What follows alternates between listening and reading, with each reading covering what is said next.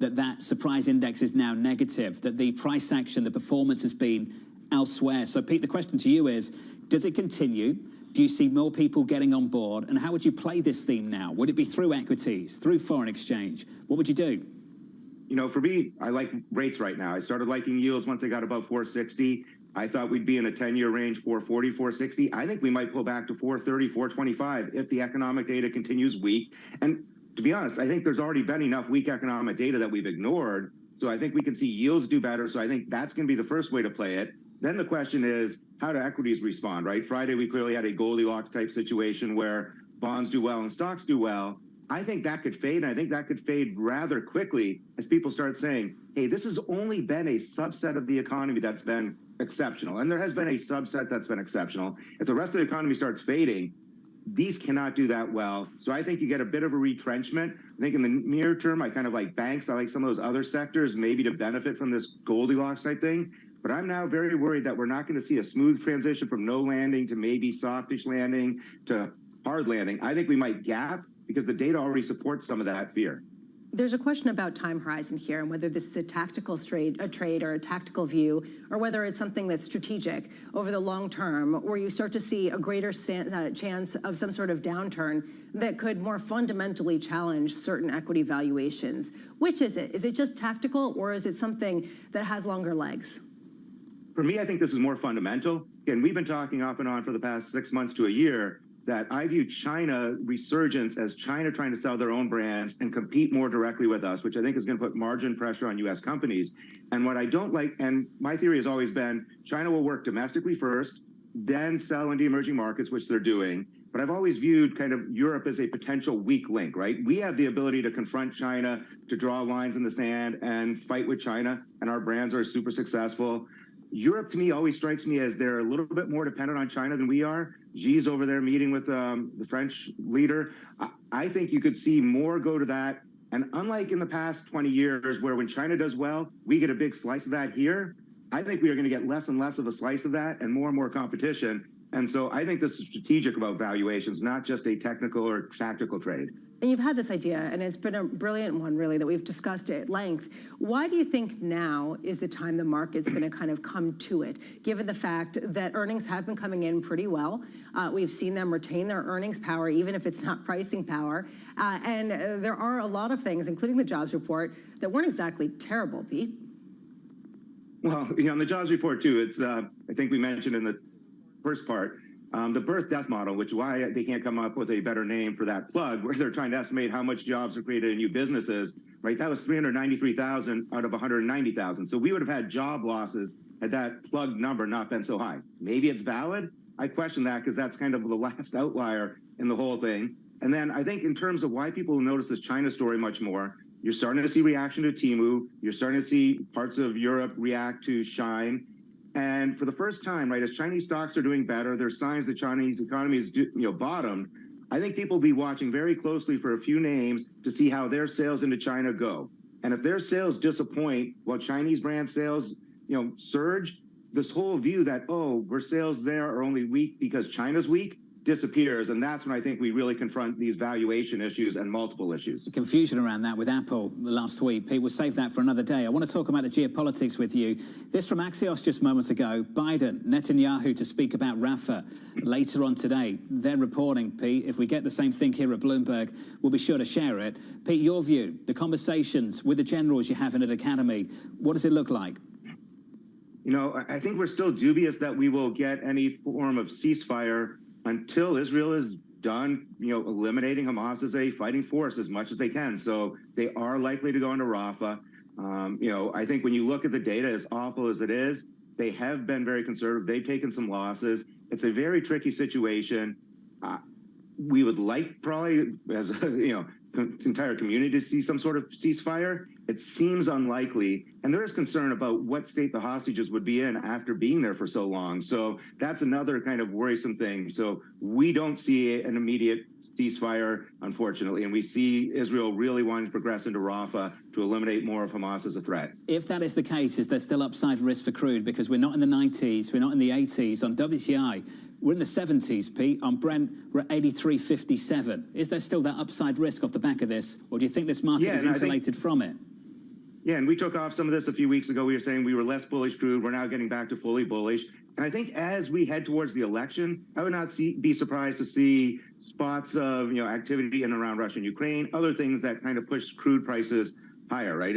One theory would certainly be that if Putin wants Trump to be elected, higher crude prices would suit Putin very well. So I'd be watch out on that front. So right now, back at these levels, I think you kind of get crude as a hedge almost for free, because we do have demand growing for data centers, et cetera, right? They're going to need energy. That energy is going to be powered by something. So I like energy a lot again. So I put that high on my list of things I want to own, both as a geopolitical hedge and outright. Got it. Pete, this was awesome. It's good to hear from you. Peter Cheer there of Academy Securities, with a focus on the Middle East as well. This on the United States and the disruptions caused by protests on college campuses. Columbia cancelling a university-wide commencement ceremony, according to NBC, just moments ago. And it came after a lot of pressure due to some of the encampments on the campus, a question about how much they could ensure peace and a sense of a lack of disruption to have this ceremony celebrating graduates. Talking about whether this fizzles over the summer is a big question. Henrietta Trey saying yes. Let's see.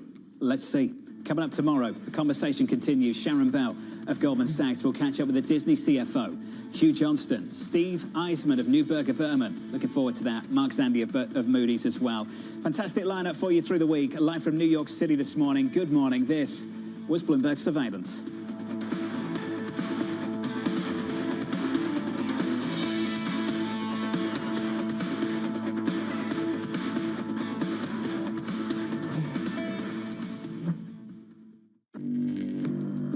Access the financial world on demand. Hear from leading economists, policymakers, and industry experts via live and on-demand webinars, only from Bloomberg. Start exploring to see what's moving the markets. Visit Bloomberg.com/webinars. In recent years, you created an institute, the Jane Goodall Institute, and what is that designed to do? Well, that was started in 1977, when by then I had a little research station, and 4 of my students were kidnapped, and everything shut down. And so some friends of mine said, well, let's start an institute so that this research can carry on. Bless them. So that was 1977, and it was set up to study, conserve chimpanzees and other animals and educate. And it's developed since then. So it's, we've got 27 Jane Goodall Institutes around the world.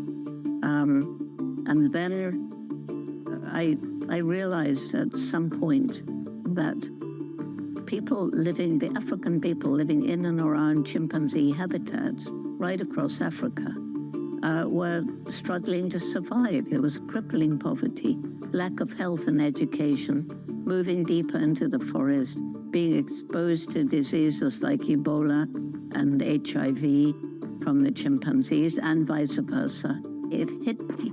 If we don't help these people to find ways of making a living without destroying their environment, conservation won't work.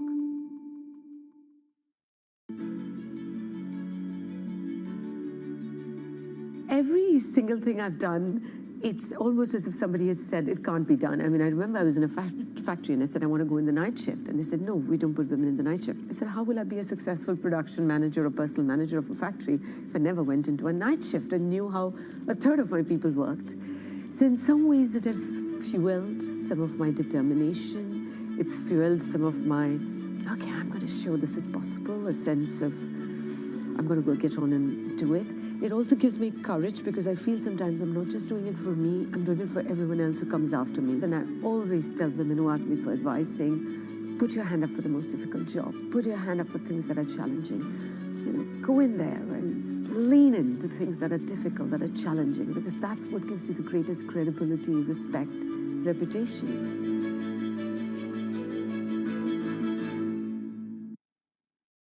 Why do the biggest names in business choose Bloomberg? That is a great question. It's a great question. Great question. Great question. Best question I get all night. Bloomberg, top experts, great questions. From New York City, for our viewers worldwide, a very good morning. I'm Manus Cranny. So we play the yo-yo game. We're back with 2 rate cuts on this slate. Equities continue higher. Apple is slightly better offered as Warren Buffett trims his position, but it's still going to be at the very core of Berkshire Hathaway. We're going to count you down to the market open. That kicks in just under 30 minutes time. Coming up on the show.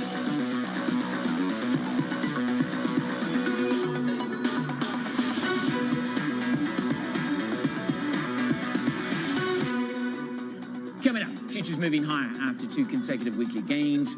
The Oracle of Omaha sending shares of Apple lower this morning, and the bond bulls brace for a busy stretch of Fed speak and Treasury auctions. We begin with a big issue. Goldilocks starting to make a comeback. This story of pressures easing up a little bit from the rate side and that Goldilocks narrative. It feels like it's a bit of a catch-up trade from those parts of the market that have lagged, and that's not just globally. I think you can also look at some of the lower quality parts of the market in the US that have lagged. It's very hard for it to go directly from too hot to too cold. So you do get that bit in the middle where it does feel just right. That can be pretty short-lived, but for now, at least that feels like where we are. Joining me now is Dana Dioria of Investnet Solutions and Guy Lebach at Janney Montgomery Scott. So here we are. We pivot from Friday morning, waiting for the jobs report, to hailing Goldilocks' return and 2 rate cuts. It's all just a little bit too much too soon to get that enthusiastic. Guy, good morning. Do you believe that Goldilocks is making a reappearance? Good morning, Mass. So I would describe the sort of 3 core events of last week. The Treasury's announcement not to increase coupon volumes, the Federal Reserve's announcement on Wednesday afternoon, and then, of course, payrolls on Friday morning. I would kind of attribute one thing to all 3 that they had in common, which is that they effectively cut off some of the right tail risk for interest rates. So Goldilocks is perhaps a little bit too strong or too confident of a term, but what they did is they served to reduce some of that downside risk, and I think that's one reason to be heartened, at least, and one reason why we think interest rates can continue falling for a little while here, not massively so, but a little while in the short term. And that plays right to the thinking, doesn't it, Dana, which is cutting off the right tail risk, which is perhaps no further narrative about hikes, repricing rate cuts. But with that in mind, do we now need to reconsider deceleration relative to disinflation? Yeah, I think that's always been a concern, and it's one that, because the fight seemed to be centering around inflation, obviously inflation being sticky, I would say, not yet spiking, obviously, but certainly not necessarily under control, that, take the eyes off the ball a little bit on what's going on with growth. And of course, GDP growth didn't come in fantastically well. Now, of course, we know there's subject to large revisions on that, so we'll see. But also a little bit of obviously softer of an employment report.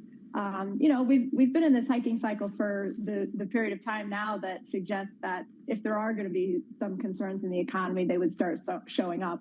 But that said, these are pretty lightweight cracks that we have so far. Yeah, they are. 175,000. The wages lighten up a little bit, but then it was all undone, or materially undone, by the services report. We'll come back to that in a second, because traders really are bracing for a fresh round of Fed speak. Mike McKee is with me to set that agenda. What have we got today, Mike? Well, what we're looking at, Manus, is what Austin Goolsbee, the Chicago Fed president, told me last Friday when we talked to him out in California. It's time to sniff. Everyone thinks it's a battle between dovishness and hawkishness. It's not about the birds. It's the data dogs. The first rule of the data dogs is to know when to walk and when to sniff. So we're going to have a lot of people out there talking about what they're sniffing in the economy, starting with Tom Barkin and John Williams today. We had a little bit of a surprise essay out from Raphael Bostic this morning, but he did not talk about the economy in that.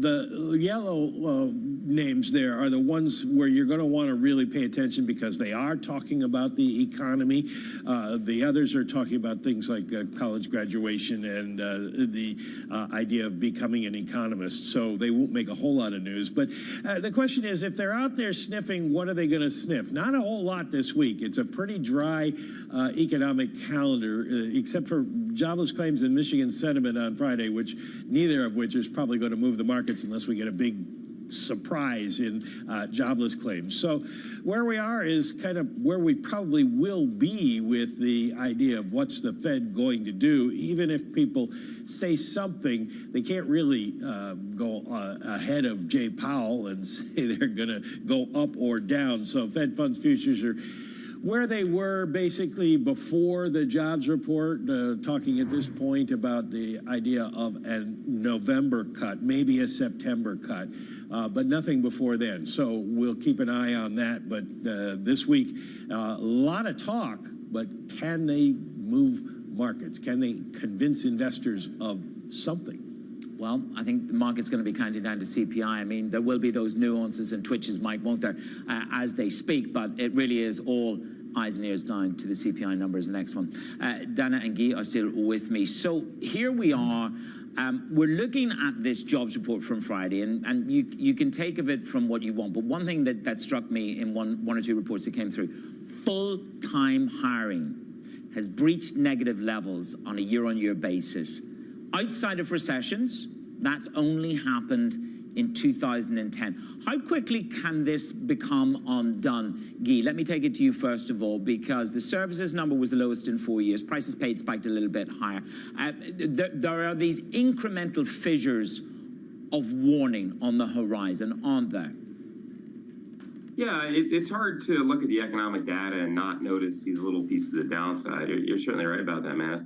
But there have been for the last 2 or 3, maybe even 4 years, where we've been in a period of, by and large, rebounding economic growth from the COVID downturn. These sort of strange, almost hard to explain echoes of negative economic data that just haven't been realized. And I think part of this is some of the noise that's been introduced by the economy that's so rapidly shifting between different components of supply and demand, as well as between seasonality factors. So I hate to blame them in the long run. In the short run, they can make a lot of difference and get things kind of sloppy. So I'm not convinced there's a lot of evidence of economic downside. And back to Dana's point a couple of moments ago, first quarter GDP growth on the headline was a little bit on the soft side, but on the core side, when you look at real final sales to domestic purchasers, was very, very strong. I mean, it was a full percentage point above the trend from 2010 to just pre-pandemic. So I don't see the very obvious signs of economic weakness. I'm not ready to accede to that point, not yet anyway. And I mean, yes, I get that point, Guy, but I think when you look at those post-pandemic or those pandemic savings, they are turning negative for the first time. So it's not about what is now, it's about perhaps where we go in the next 6 months. Dana, and to that point, the question is, will I look back at Friday and have the horrors of maybe that was one of the last or one of the final moments when I could add duration very, very comfortably to the portfolio? I think there's going to be a lot of volatility, but it depends, of course, what your time frame is. But I wouldn't necessarily say that's the case just from the standpoint of the volatility that I think is going to come through with the data. I think everything is very much hinging, and that's why you're seeing such kind of interesting swings in both markets, right, around just data points that, so the discussion we're having here, they could have meaning, they could be signaling a trend, but they also could just be kind of bumps that don't really materialize into anything. So I think it's hard to say that, you've lost your opportunity set in that respect by any stretch. I think we're going to be very data driven as we move through the next several months. And, again, we saw first rate cut expectation in December, now pulled forward to November. There's plenty of chatter. We don't get any rate cuts at all this year. And I'm drawn to the point that you make, Dana, very clearly, which is it's almost like a silent QT. It has the rate of QT is going to be drawn down from 60 billion to 25 billion. But as you would say, that is almost a form of subliminal easing.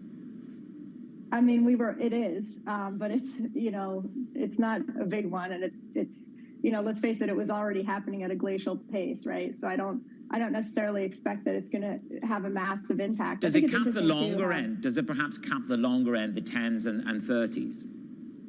Well, I think to a certain extent that's some of the intention, right? But I don't know that again, you're talking about something that we're talking increments here on a monthly basis, and mixed in with all of the other things that move those rates, which are many, right? With what's going on, just expectations about economic growth.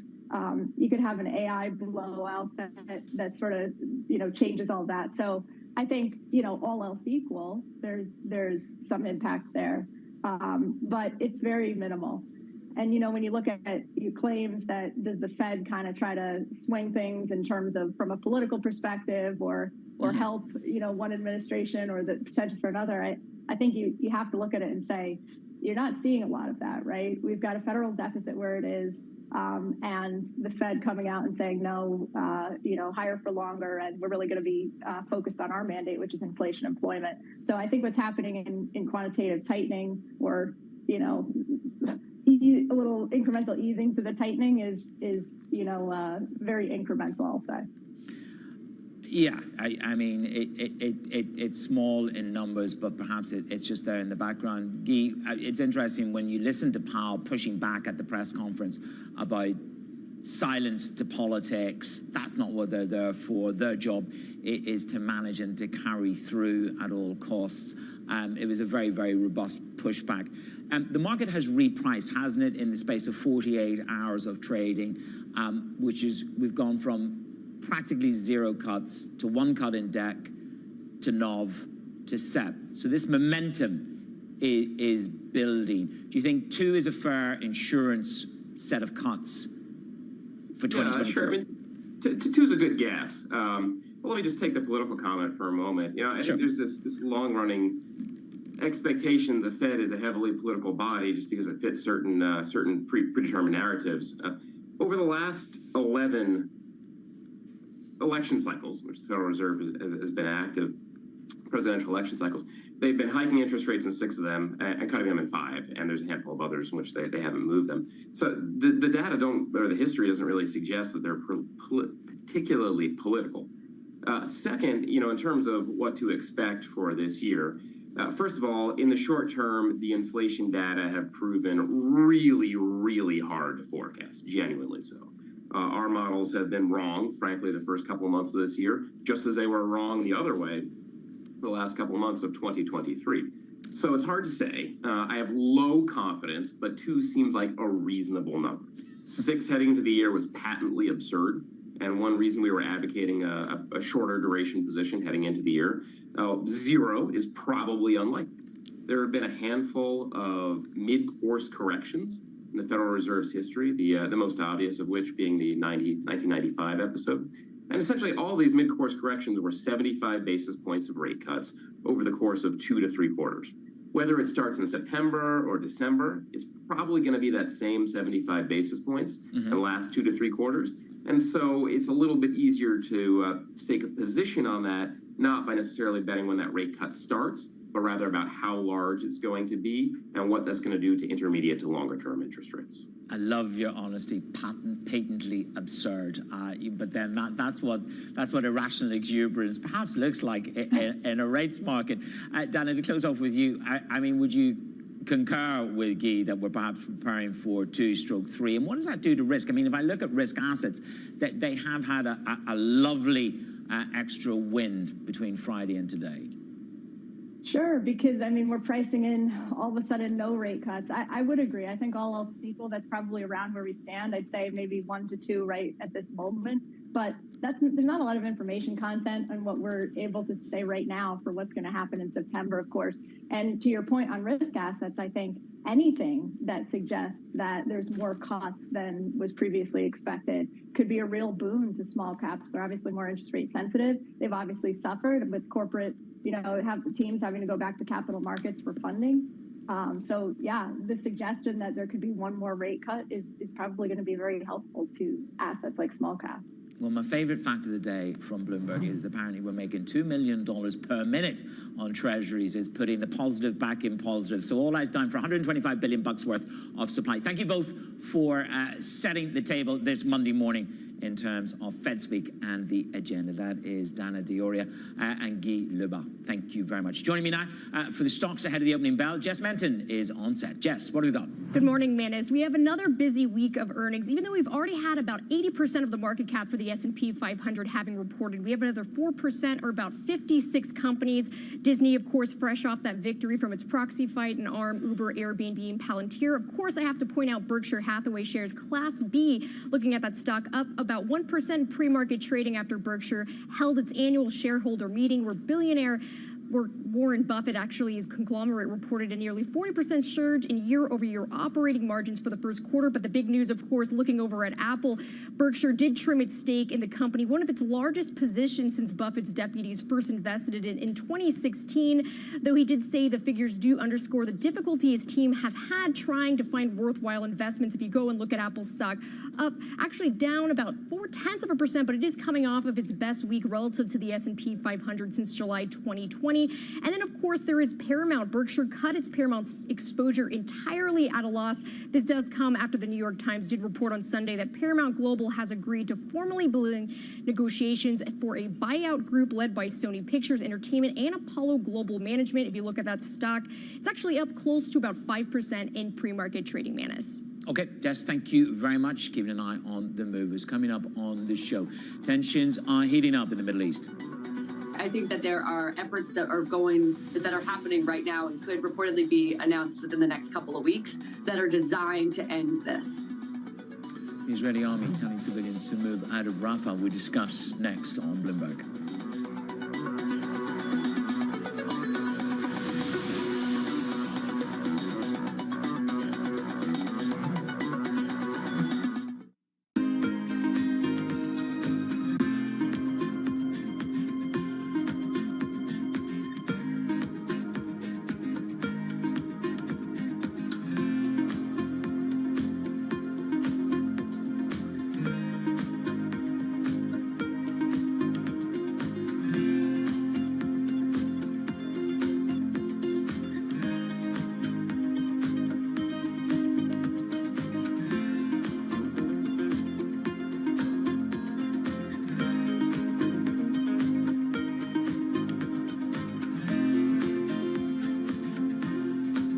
The names that move markets are on Bloomberg. You know, with all due respect and thoughts and empathy and sympathy for the people who are suffering at the moment, and there are plenty. It's not just Ukraine and Gaza, it's in many other corners of the world as well. But I'm constantly surprised by the level of resilience and the capacity to actually bounce back from those traumas. So I have faith in the human beings and their capacity to respond to adversity. We've seen it. You know, look, earlier in the pandemics, we thought that the world was coming to an end, right? It hasn't. Nobody thought that vaccines would come up in such a short period of time. And every time we have to constantly resurrect this spirit of resilience. But are you hopeful that I'm always hopeful. Oh, come on, we have to be. We have to be. Bloomberg. Context changes everything.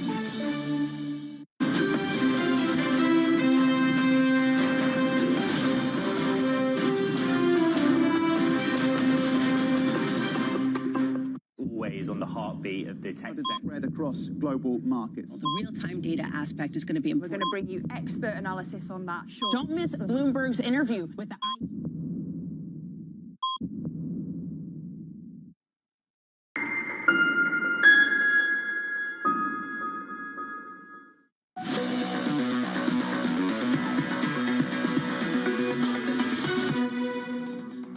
Biden administration is working assiduously on getting a deal with Saudi Arabia that would require relations with Israel and would also, according to reports, require that Israel wind down this war. So I think that there are efforts that are happening right now and could reportedly be announced within the next couple of weeks that are designed to end this. The Israeli army telling civilians to move out of Rafah. This as it prepares to launch an operation in the Gazan city. The spokesman for the Israeli Defense Forces sending a warning to Hamas on X a little bit earlier, saying the army will, quote, will act with extreme force against the terrorist organization in your areas and residents. Bloomberg's Bobby Ghosh joins me now. So a very clear warning that this situation, Bobby, is almost feeling as if we're coming to some kind of crescendo. This is everything that the world has been concerned about, an attack on Rafah, and now we understand there's an attempt to move people from Rafah. Where do they go, and how imminent is that, let's say, that move on Rafah? Well, it seems very eminent to judge from the warnings that the IDF is putting out. It wants at least 100,000 people from one part of Rafah to move. They're suggesting that these people move to Khan Yunis, which is a city a few kilometers east and north of Rafah. The trouble is, of course, that Khan Yunis has already been bombed to smithereens. There's not a functioning city to which these people can go. They have to go from Rafah to ruins. And try to set up a life there. And then who knows for how long. And so if you are a Palestinian refugee stuck in Rafah, you're listening to these warnings with a growing sense of dread, but with not many options. It's easy enough for the Israelis to say, we want you to go to this place. There's no there. That's the problem. Look, throughout and more recently, we've questioned the leverage that Biden and the White House have in this situation. Who has the bigger pressure point to yield here? Netanyahu does not look nor sound like a leader that is ready to yield in any way. And yet at the other side, we have Hamas, and as you say, a divergence between the Hamas, which is in the Gaza Strip, and the Hamas, which is in Qatar. Well, the political leadership, which is in Doha, in Qatar, and has been in communication through intermediaries with the United States, with Israel, that political leadership for several weeks now had seemed, at least on the margins, more and more interested in a ceasefire deal. But the military command, as you rightly say, the people who are in Gaza, who are run by a man called Yahya Sinwar, they don't seem interested in a ceasefire at all. Just this past weekend, they fired off a bunch of rockets in the direction of Israel. They killed 3 Israeli soldiers. This is a message from the Hamas military leadership, not just to Israel, but also to their political leadership in Doha, saying, you could talk all you want about a ceasefire. We're not done fighting in Gaza. It's a really important moment for Sinwar to be sending this message, because it's basically him saying, I don't care about those ceasefire negotiations. I have my own agenda to pursue here, and I will take my opportunities against Israel whenever they present themselves.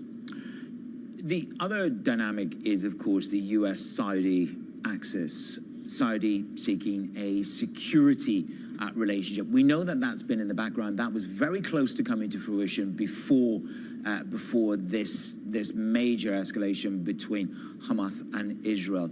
This is now being put very firmly back on the table, you understand, by Jake Sullivan, but this is with huge conditionality. Yeah, so I was at the event in Washington this weekend when Jake Sullivan made those remarks, and I have to say, the way I heard them, they were a little more subtle than is being made out. He did say that the U.S., the Biden administration, would like this to be part of a comprehensive package. The U.S. and Israel, the U.S. and the Saudis make a deal, the Israelis and the Saudis make a deal, and this is all part of one package. If you look at it more closely, though, it really isn't. What the U.S. and the Saudis are talking about, really an old-fashioned defense deal. We sell you weapons, we give you some security umbrella cover, we protect you from your enemies. What the Saudis get from the Israelis is less clear. What the Israelis get from the Saudis is less clear. So my suspicion is that as much as the Biden administration is saying now that this is part of a package deal, it is painting itself with the Saudis into a corner. At one point, the Saudis will turn around and say, listen, we've been very patient. We've been waiting for the Israelis to come in on this. We've set the table for them. But if they don't come, we've got to have this meal between us. We've got to make this deal between us. And I think when that moment comes, the Biden administration will be in a difficult place. They won't easily be able to say to the Saudis that, no, we have to keep waiting for the Israelis to come in. And of course, the constant message from the Saudi ministers who've been here on a number of times is calling for de-escalation. Bobby, thank you very much. Bobby Ghosh on the very latest in the Middle East. Coming up, the morning calls, and a little bit later, Citigroup's Stuart Kaiser joins me for his outlook on stocks for the second quarter as these earnings continue to roll in on Bloomberg.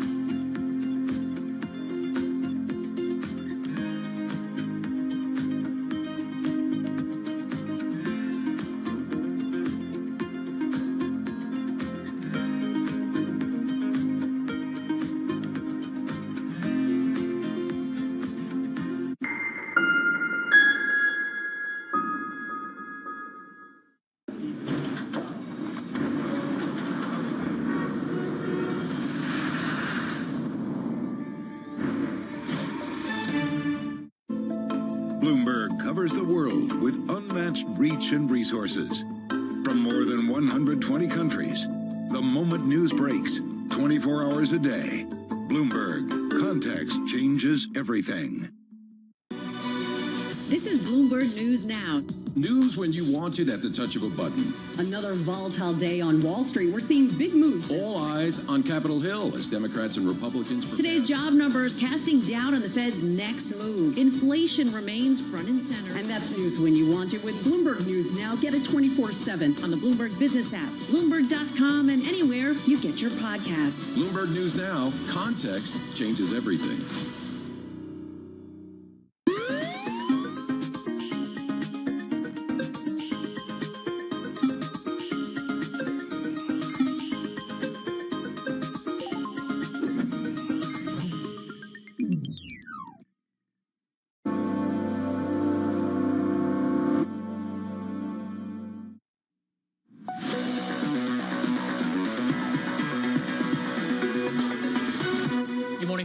This is what Wall Street's writing about. Citigroup downgrades Peloton to neutral, pointing to the recent management changes and the upcoming restructuring plans. Morgan Stanley upgrades US Steel to overweight, expecting the shares to benefit from new growth initiatives. And finally, Baird upgrading Micron to outperform, highlighting positive pricing trends and an attractive valuation. Coming up, we're going to catch up with Stuart Kaiser on the rising discussions of stagflation or not, as the case may be, on Bloomberg.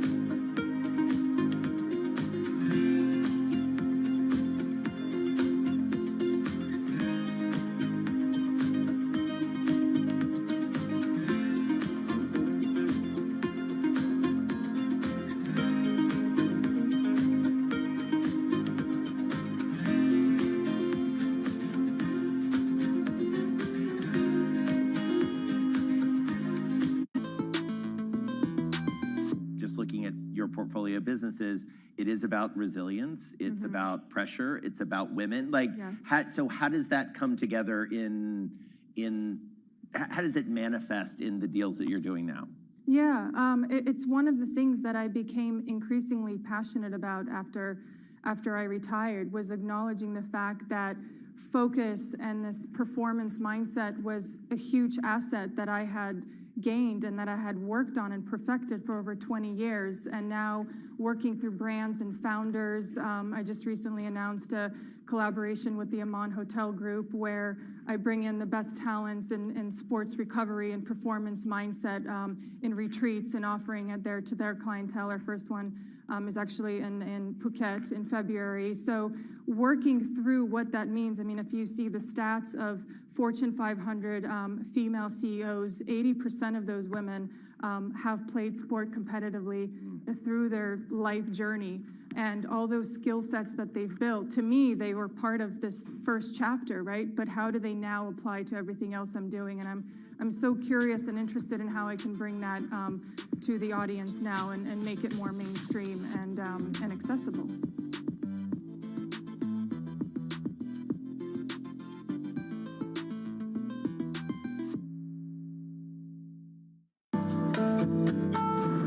DOJ or other authorities could face bigger challenges. Was elected. Was going to keep reading World Cup. This is a three as the economic picture covering the intersections of Hollywood, Silicon Valley, and beyond.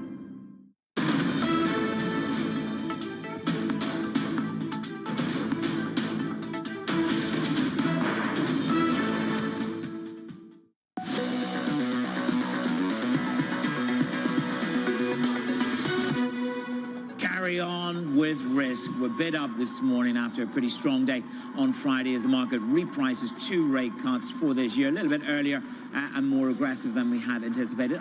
Apple's a little bit better offer this morning. Warren Buffett makes it clear that whilst they've shaved their position, it's still at the heart and potentially at the heart one of their biggest holdings. There is the opening bell, up 0.5% on the S&P 500, and the Russell goes slightly better and broader bid, up 0.75%. That's where the alpha is this morning. To the rest of the markets, you can see, look, the dollar had a pretty brutal week at the end of last week, one of its worst week in 2 months. The market's beginning to reprice the potential for the dollar. The carry in the U.S. exceptionalism still there.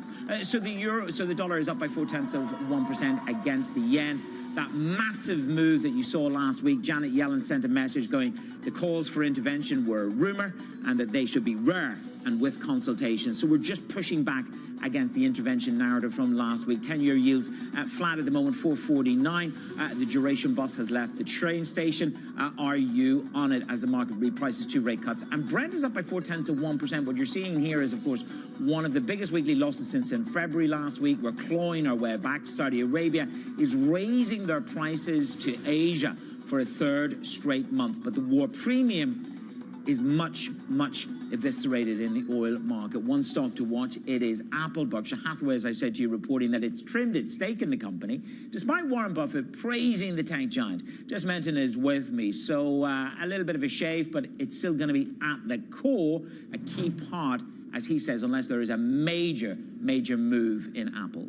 And to your point, Manus, traders are looking for whether or not the worst is over for this stock after it technically entered a correction off of those December highs back in March. So actually going into its earnings report last week, that stock was already down more than 10% off of those highs. But of course, as we know, it did announce that historic buyback program that it still has not executed yet, but it did announce this. So when you are looking at this stock, it actually topped 180 last week for the first time in 2 months, where you're seeing that stock now down just about 0.1%. Still down about 5% for the year, so underperforming the S&P 500. But when you are looking at Berkshire Hathaway, did trimming its stake of the company. So this was one of its largest positions since they did initiate one back in 2016. So all eyes are on that. And then, of course, if you look back to last week, though, Apple did outperform the S&P 500 on a weekly basis by the most since July of 2020. So technicians are watching closely to see if that stock can continue to trade above that 180 level, Manus. Okay, Jess, thank you very much. Lovely piece there, Jess, on the Apple move. Turn to entertainment. Paramount weighs the offer from Apollo and Sony, the $26 billion offer to buy the company. Interrupt the flow. Alex Semenova has the details. So they've got a spoiler alert on the deal flow. Alex. Good morning, Manus. Well, the saga around who takes the reins at Paramount Global continues. They're now weighing this $26 billion deal from Sony and private equity giant Apollo. This is after it let discussions lapse with Skydance, the movie studio led by David Ellison. It had a month-long negotiation period that ran its course. The New York Times reported that a special committee of the board of directors at Paramount met on Saturday and signed off on these discussions with Sony and Apollo. The committee also reportedly pushed to continue the discussions with Skydance, though non-exclusively at this point. And the deal talks come as Paramount struggles with industry headwinds, including fall in viewership of cable TV, streaming wars with some of its competitors. Paramount is up about 5% this morning. Shares moving even higher right now, but of course down 13% year to date through Friday's close. Important to note here that any deal between Paramount and Sony would face major regulatory hurdles. The government prohibits foreign ownership of broadcast networks, and Sony is, of course, based in Japan. The New York Times reports that that Apollo would push to have a license of CBS broadcast operations if this deal moves forward. Manus. Alex, thank you very much. It's going to rumble on. Let's turn it over to the airline space. Spirit giving revenue guidance for the second quarter. It fell short of Wall Street's expectations. Nora Melinda is with me. Nora, what is the story for Spirit? Good morning, Manus. Spirit shares are slipping after already being on thin ice this past year, and investors aren't any more pleased by its latest results. While first quarter results were roughly in line, the budget airline said that it expects revenue for the second quarter to fall somewhere between $1.32 billion and $1.34 billion. That's well below analyst estimates of $1.46. The company is still facing headwinds from sluggish domestic demand and the grounding of dozens of its aircraft. Considering the challenging year it's had, management said that it expects to reach a resolution with loyalty bondholders, quote, at some point this summer. Shares are down 77% year to date, Manis. That is what you call a brutal move. Nora, thank you very much and welcome to the show. Turning to the consumer space, the former Starbucks CEO Howard Schultz is urging the coffee chain to own its shortcomings, fix your operations, following the biggest sales miss in years. Katie Greifeld is with me. I mean, he has some qualification. He's a pretty significant individual shareholder. Katie, take me through the narrative on LinkedIn. Yeah, I would say that he knows this company fairly well at this point. So let's read directly from that LinkedIn post. Schultz saying that at any company that misses badly, there must be contrition and renewed focus and discipline at the core. And then he continued saying that one must own the shortcoming without the slightest semblance of an excuse. So tough words from Howard Schultz there. And this coming after, of course, Starbucks reported its first sales drop since 2020. And as you said, I mean, he stepped down from his third stint as CEO in 2023, but he's still the 5th largest shareholder at Starbucks, and he is the single largest individual shareholder. And in this post, he didn't name the current CEO of Starbucks, but he did offer some suggestions, saying that management and board members should spend more time with customer-facing employees, and that also Starbucks should reinvent its mobile ordering and payment platform. He wrote that through it all, focus on being experiential, not transactional. So shares up slightly at the moment, up about 1%. Remember, they plunged 16% last Wednesday, and for the year, they're down 23% year to date, Manis. Well, I tell you what, the analysts will be happy. When you miss that badly, there must be contrition and a renewed focus on discipline at the core. Katie, thank you very much. A message from the former CEO. Our next guest writes this. We don't see stagflation as the most likely outcome, and similar to soft landing in 2023, its definition is in the eye of the beholder. Stuart Kaiser is with me, head of U.S. equity trading strategy. In the eye of the beholder. So give me the eye of the beholder and what this soft landing 2024 is going to look like. Stuart, good morning. Hey, Manis, how you doing?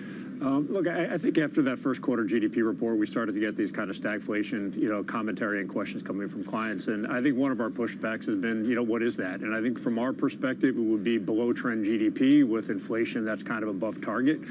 And that's probably a little bit less negative than some other people would define it as. So, definitely an ongoing debate in the market about how do you invest if you believe that stagflation sort of outcome is going to happen?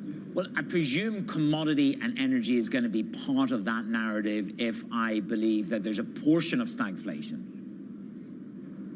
Yeah, I think, energy and the material sectors would definitely kind of fall into that. Obviously, you end up with kind of a trade-off there. I mean, those do tend to benefit from higher inflation, but if you were to get a significant slowdown in growth, those are parts of the market that would be under pressure. So I think to think the commodity space will work in a quote-unquote stagflationary environment, then you have to kind of be in our camp, which is positive growth that's also below trend. So you're kind of like threading this needle of you've got some growth, but not a ton, but you're also kind of avoiding recession at the same time. So definitely threading a needle, which I think is why it's such kind of a confusing investment environment for a lot of folks right now. I like what Guy Lebas had to say to me a little bit earlier, which was the right-hand tail risk, in his view, has been taken off the table. And that right-hand tail risk is, of course, rate hikes. Yeah, I mean, that's what the Fed is, I think, trying to guide you in that direction last week, that, the bar for them to hike is extremely, extremely high. And it's obviously driven by probably a hook higher in inflation as the year goes on. And, that's definitely not the outcome they want. And it's not the outcome that they want investors focusing on. I mean, my takeaway from the Fed last week, I know a lot of people are trying to call it very hawkish or very dovish, but I actually think Powell's goal was to actually keep people in the center lane on this one. They don't want the market overreacting to growth data. They don't want the market overreacting to a couple inflation prints, and I think they'd still like to get a couple cuts off if they could. So, hawkish or dovish, I think what Powell was trying to do is keep people kind of center lane, to be completely honest. Look, a lot of people have used the phrase U.S. exceptionalism, and it has been correct and worthy, absolutely for the dollar, absolutely for U.S. equities. But when it comes to exceptionalism, this is what we had from Academy a little bit earlier on. I'm just going to read it to you, which is, I like my exceptionalism to be exceptional. Normally, we would agree that there is a transition period from everything is great to everything is bad. And I do wonder if we have more of a gap than a transition. Of course, this is Peter Cheer over at Academy. That's the risk, Stuart, isn't it? That, you know, everything's grand, everything's good, everything's fine. Then you get a wee bit of a twister on Friday with wages, with jobs, with services. And the risk is that we don't just drift a little bit slower to the Goldilocks scenario that you've laid out, but that we gap and drop. Do you see a material risk of exceptionalism being squashed much more quickly? Look, I think that's the chief risk to the economy, and our economists have also highlighted the risk of, that payrolls can deteriorate, quite rapidly. If you look historically speaking, there are less months where payrolls is between 0 and 100K than there are when payrolls is negative. So sort of that middle ground there, that transition period, those tend to be fleeting and pretty short. So, that is definitely an underlying risk to the market. I'd say, the labor market and consumer spending is the #1 risk that we're focused on from a macro perspective. So, I would agree with that logic, and I think the historical data lines up with it. You just don't have very many transitions that are slow and easy. They tend to happen, quickly and sort of painfully. Yeah, and depends what kind of left tail risks come at us. And you very clearly focus in on the average hourly earnings as well, being sub 4%. And that's part of the narrative for you about the slight slowdown.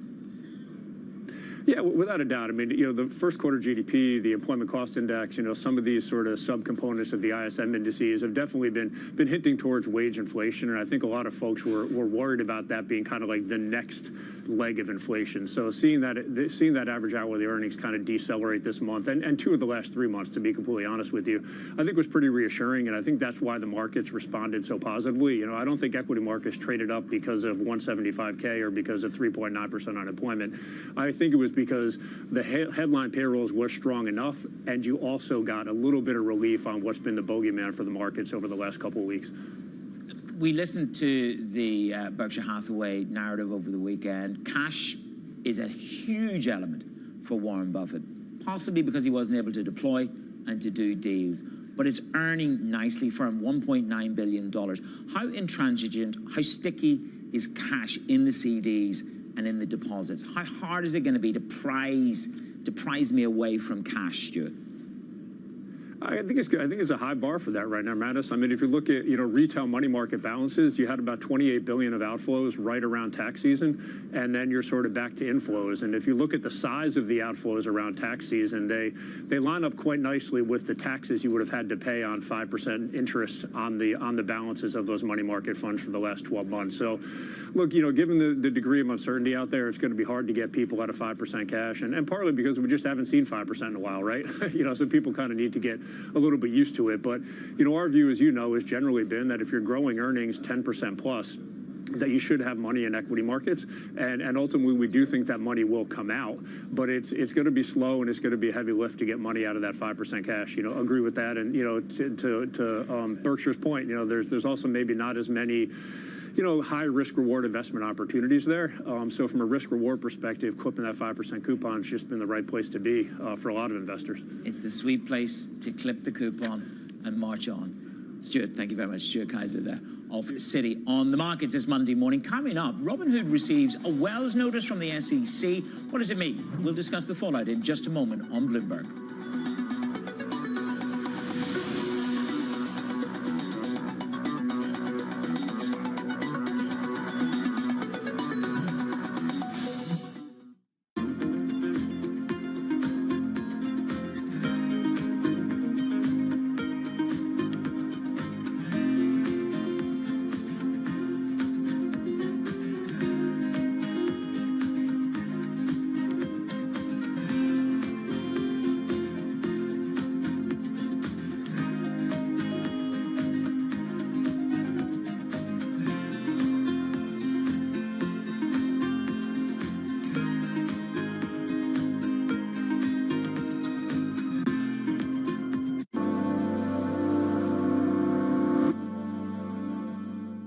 Today's CFOs are reshaping the C-suite. Bloomberg's chief future officer shines a spotlight on these dynamic leaders. It's an incredibly fun job, for sure. We're in the business of leading beyond the numbers. To me, teamwork is key. You need to identify opportunities and push people.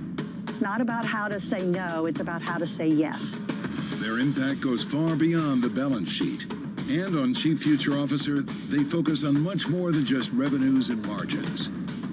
Today's CFO has to be much, much more than a bookkeeper. I talk more about culture today than I talk about numbers. It's not just about debits and credits and digits and dollar signs. It's a lot more than the profit today. It's building the future of tomorrow.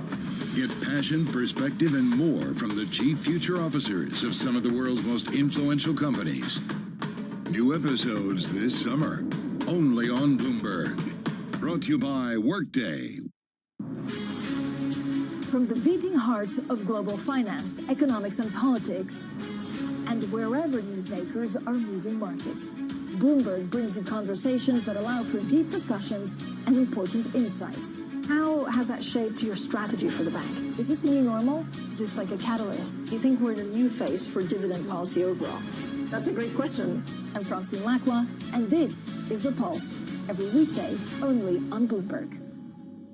Why do the biggest names in business choose Bloomberg? That is a great question. It's a great question. Great question. Great question. Best question I get all night. Bloomberg, top experts, great questions.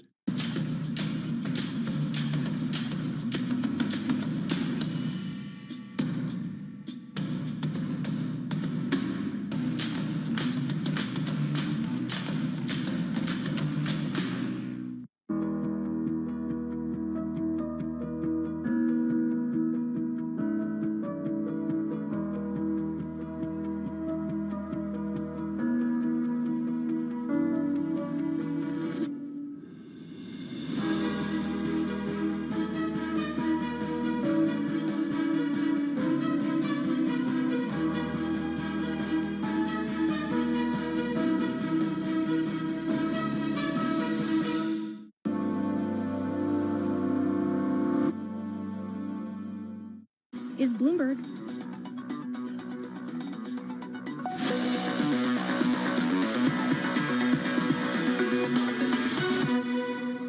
Let's take a quick check on some of the stories that are moving in the world of finance. Shanali Bassik joins me for that. Checking in on Robinhood. Stock is flat at the moment, so it's batting away this Wells notice, Shanali, that we understand. This is around their crypto business. So what exactly is the Wells notice referring to, and how much impact might it have?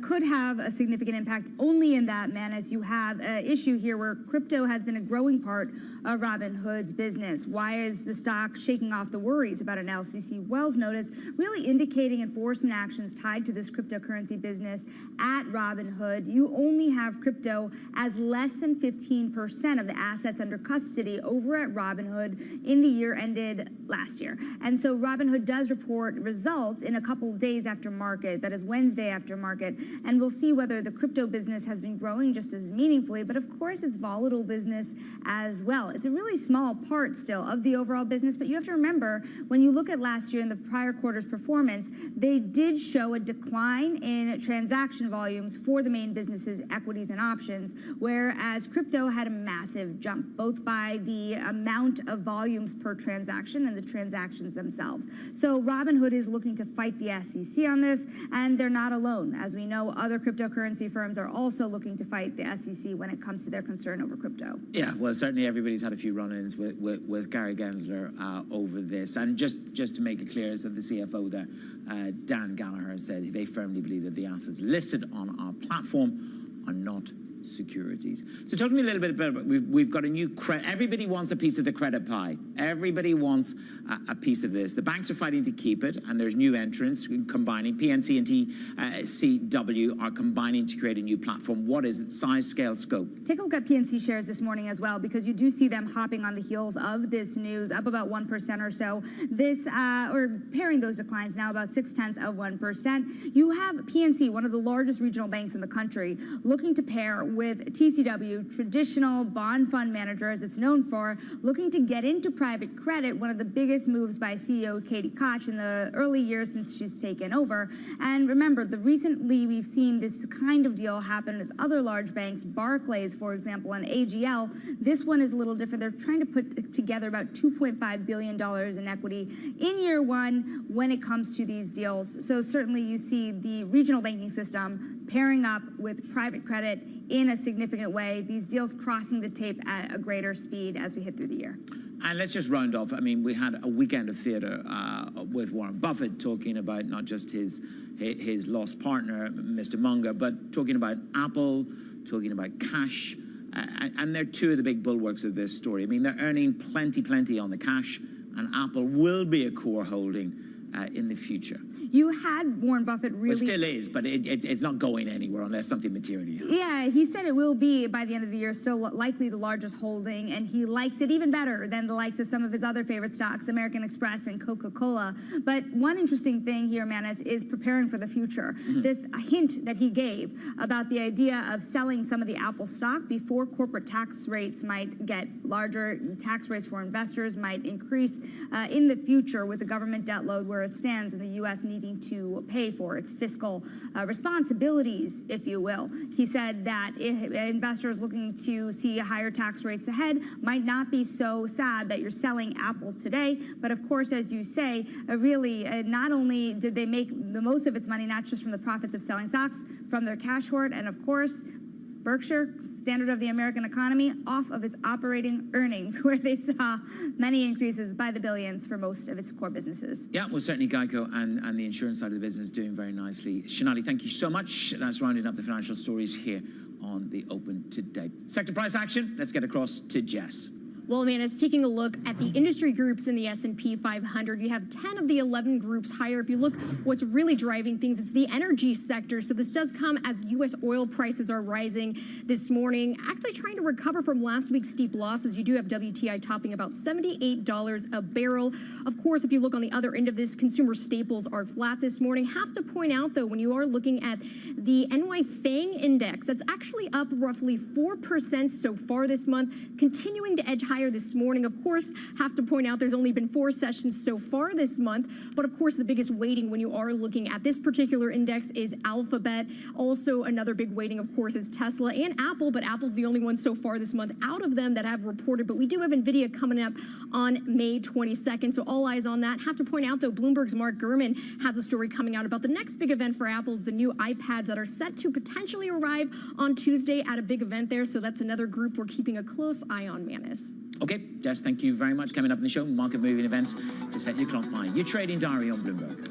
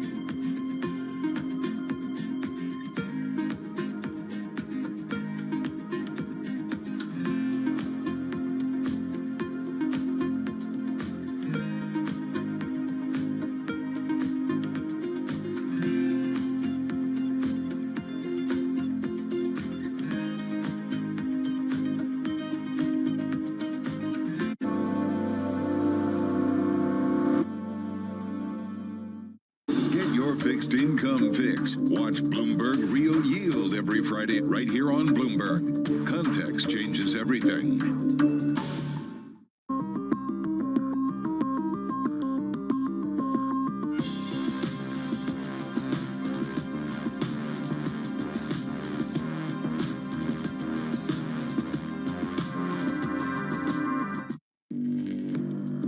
Access the financial world on demand. Hear from leading economists, policymakers, and industry experts via live and on-demand webinars, only from Bloomberg. Start exploring to see what's moving the markets. Visit Bloomberg.com/webinars.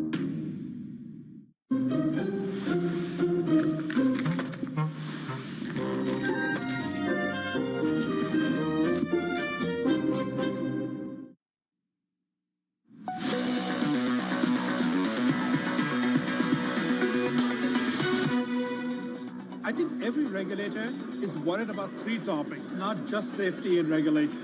They're worried about innovation, they're worried about competition, and they're worried about safety and regulation. So when you take those three together, the AI Alliance and Open really come together to help you foment innovation. So I think that actually helps the regulators to think about what is going on here. While I caution, there will be some guardrails that are always put, but in my experience, open technologies have always been safer and more secure than closed technologies.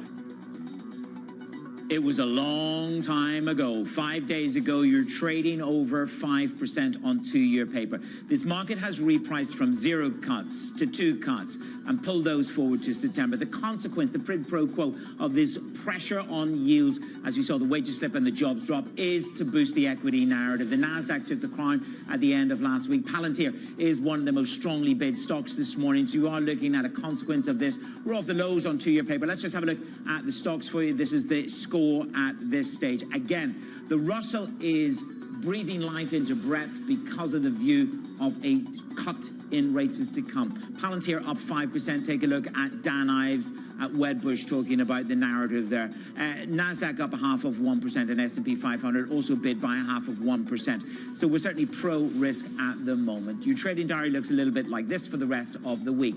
Fed speak, Barkin and Williams. Plus the senior loan officers survey. SLOOS, you'll get that today. Tomorrow we get the earnings from Disney. Uber results hit the tape on Wednesday. And finally, the Bank of England rate decision on Thursday. We got there. Monday.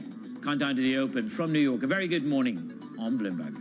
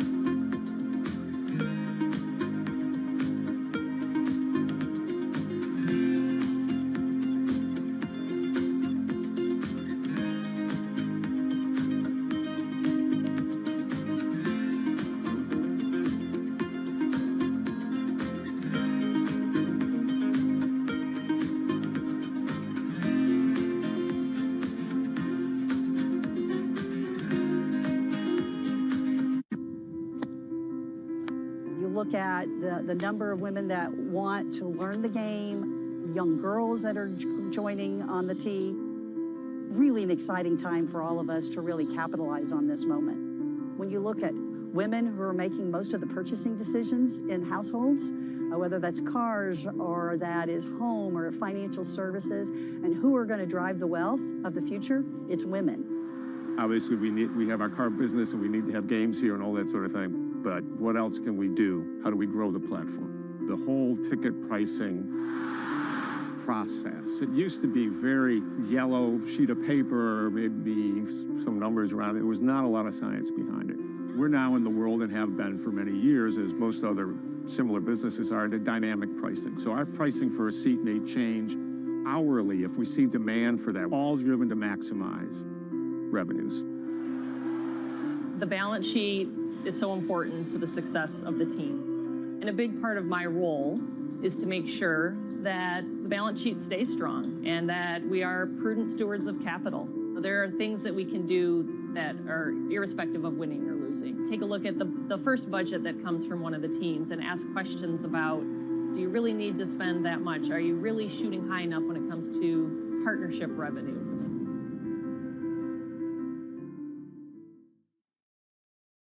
In a multi-trillion-dollar industry, there's a lot of ground to cover. Bitcoin ETFs rubbing elbows with the big dogs. This frenzy has engulfed the entire world. We'll show you what's happening in ETFs like no one else. Bloomberg ETF IQ, only on Bloomberg.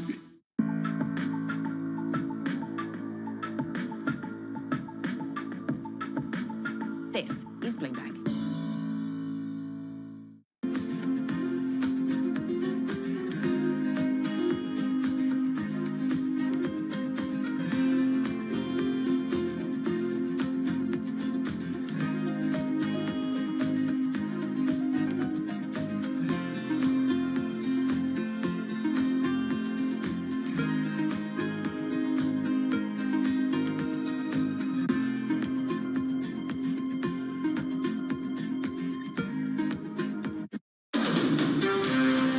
This is Bloomberg Intelligence with Alex Steele and Paul Sweeney. The real outperformance has been the U.S. corporate high yield. Are the companies lean enough? Have they trimmed all the fat? The semiconductor business is a really cyclical business. Breaking market headlines and corporate news from across the globe. Do investors like the M&A that we've seen? These are two big-time blue-chip companies. The window between the peak and cut changing super fast. Bloomberg Intelligence with Alex Steele and Paul Sweeney on Bloomberg Radio.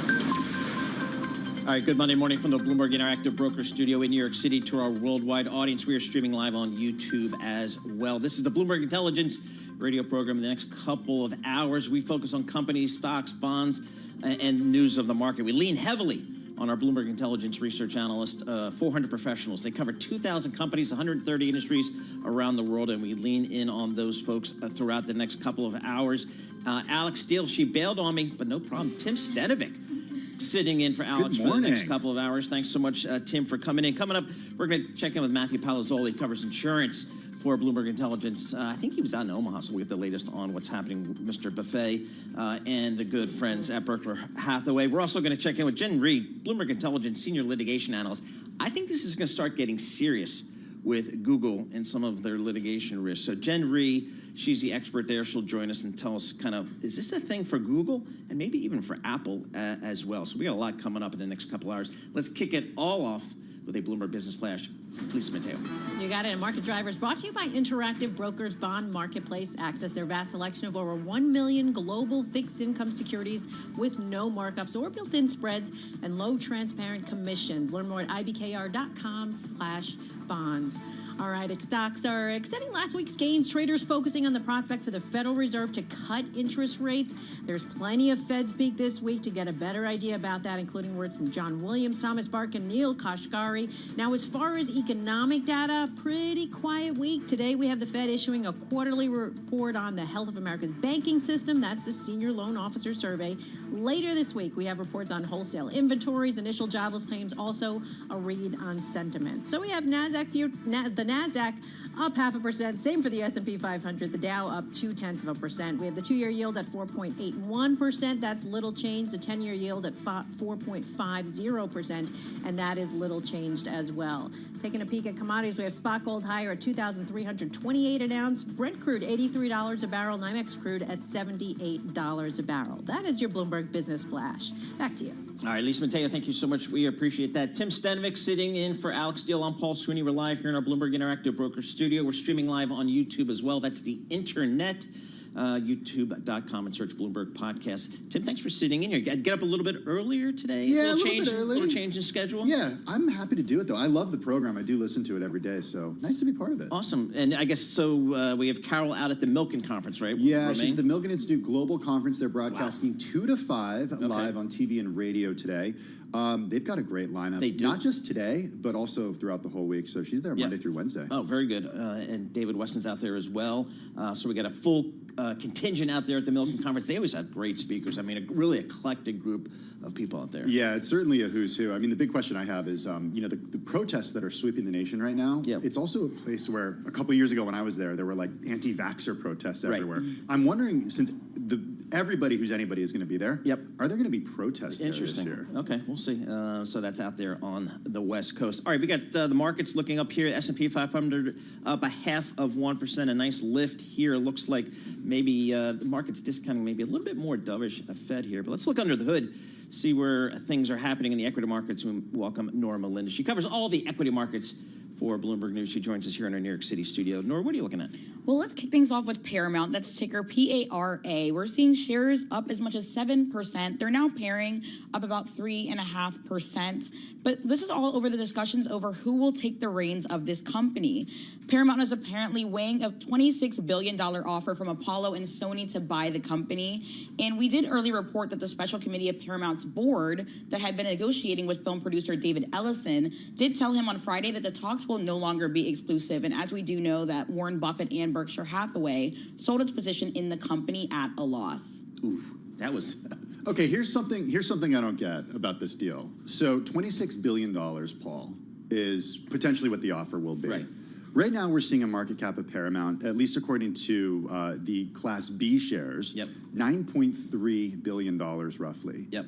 What am I missing here? A lot of debt. So if you go Paramount Equity Space EV, that'll give you the enterprise value, and you'll see that the enterprise value of this company is around $23 billion.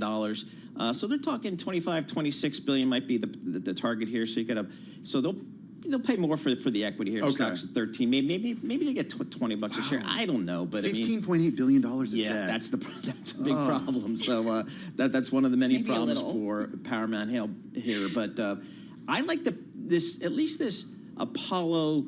What is it, Sony? Sony. That sounds more credible to me. Sony's a big, credible strategic player. Yeah. Apollo's a big, credible, private equity. That seems more credible than Skydance. What? They want the film studio. Yeah. They're the ones who, I think they did the new Top Gun. But what happens to CBS? Because CBS is, you can't have Japanese ownership of CBS. So does Apollo hold on to that?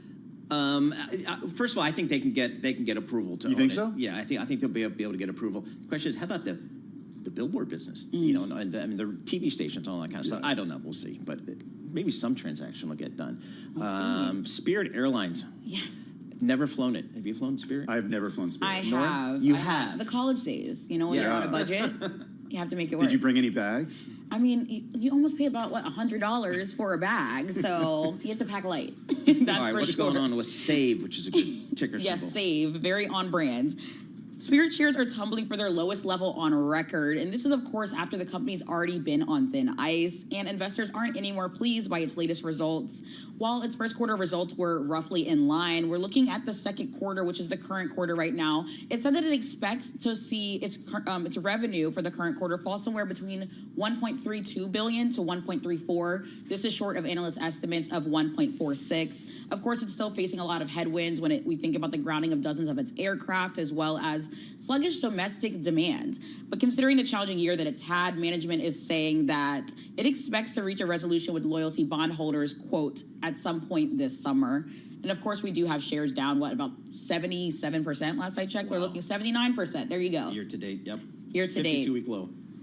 Okay, not good to be. Not great. If you're not one of the big four airlines, I don't know why. I was just going to say, it's like a tale of two different types of airlines out there right now. I mean, you have the Uniteds, the Deltas, and the Americans, and then you have. Well, I just booked a trip for Thursday, Boston, and the coming back from Boston to Newark on United sold out, and usually there's flights every hour. I mean, so people are still out there, but I don't know. Something going on. I'm flying back from California this week for work, to and from. It was tough to get a flight back. I mean, there were no seats left. We need more capacity. Why are you not taking the Acela? It's funny. I have this conversation with Michael McKee all the time. I fly to Boston, but I've always excelled to D.C. He does the exact opposite. Yeah. So there's no rhyme or reason. So I don't know. But anyway. All right, Micron. Fingers crossed you're good. Yes, one more. Looking at Micron, we're here on the upside. This is the biggest gainer in the S&P 500. We're seeing those shares up as much as 5.2%. Now, this is coming after Bard raised the stock's rating on the stock to outperform from neutral. The analyst said that he is catching the train a bit late, but he does see meaningful upside opportunities ahead, of course, after the stock's recent pullback. The firm also added Micron to its list of top semiconductor ideas, which also includes NVIDIA, Broadcom, and Simtech. All right, good stuff. Some movers out there in the marketplace for an S&P that's up 0.6%. Norma Linda, thank you so much for joining us. Norma Linda, she covers the markets for Bloomberg News. All right, let's go to our good friends out in Omaha, Nebraska. Berkshire Hathaway, Mr. Warren Buffett, he got all the accolades together in Omaha like he does once a year, and people look forward to this. It's like, their Super Bowl, the investors in Berkshire Hathaway. Matthew Palazzola, I believe he was there. I was there. And he is a senior analyst. He covers the insurance companies for Bloomberg Intelligence. Matthew, you went, give us a lay of the land. What's it like out there in Omaha when these people get together to talk to Warren Buffett about his investment philosophy? Yeah, it was crazy this year, actually. It was packed. So packed as in like a big arena. Yeah. It's the CHI Health Center arena there. Yeah. They said they expected around 40,000 people this year. Wow. It was, in previous years where I've been there, the upper bowl of the arena is kind of empty. Okay. It was every seat in the house was taken this year. What was the vibe without Charlie Munger? This is the first time in many years. I mean, he passed away a few months ago. Warren Buffett wasn't up there alone. He had 2 deputies with him, very important deputies if you follow Berkshire Hathaway. But what was the vibe like? Yeah, it was sad, for sure. And usually they start with this movie, right? And usually the movie's kind of funny and it's got a bunch of comedic elements to it. It was a whole tribute to Charlie, and it was touching. But also, Buffett really talked a lot about passing a lot of things on to Greg Abel and how, maybe the next CEO can do this, that. So it was, just a kind of passing of torch seemed like moment too. So not just sad because Munger wasn't there, but sad because Buffett really seemed to be, moving on. All right. He has got a quote-unquote problem in that he has $189 billion of cash on the balance sheet. Would you have that problem too? I don't have that problem. I mean, I do carry an impressive cash in my pocket. That's true. But not 189 large. I mean, realistically, how does he put that in? I mean, I guess with T-bills at 4 or 5%, that's not a terrible thing anymore. What's he saying about that? So that took a lot of pressure off of holding cash for them. They made like $1 billion in investment income before, and it went up to like $6 billion, just from holding cash. They talked about their retained earnings. Just having retained earnings and investing that in treasury bills, you should have earnings growth from the company. Wow. They really talked about. It's really tough to move the needle. It didn't seem like anything was happening, in terms of where to put a lot of money to work. Is this time different in terms of Warren Buffett sitting back and looking at businesses out there for Berkshire Hathaway to buy? Have there been dry spells like this in the past? Yeah, I mean, look, they bought Allegheny a couple of years ago for almost $12 billion. So from my good buddy Jeff Kirby. Yeah, and it wasn't, so that wasn't an insignificant deal. So they did something. They've put about $15 billion to work in Japan as well. So it's not like they're doing nothing. It's just these things don't move the needle that much for them when they have so much capital to begin with. One of our listeners earlier today pinged me and said, Boeing. Boy, would that be a great deal in terms of size? It's $110 billion market cap, and could they use a steadying hand? I'm thinking Goldman Sachs, great financial crisis.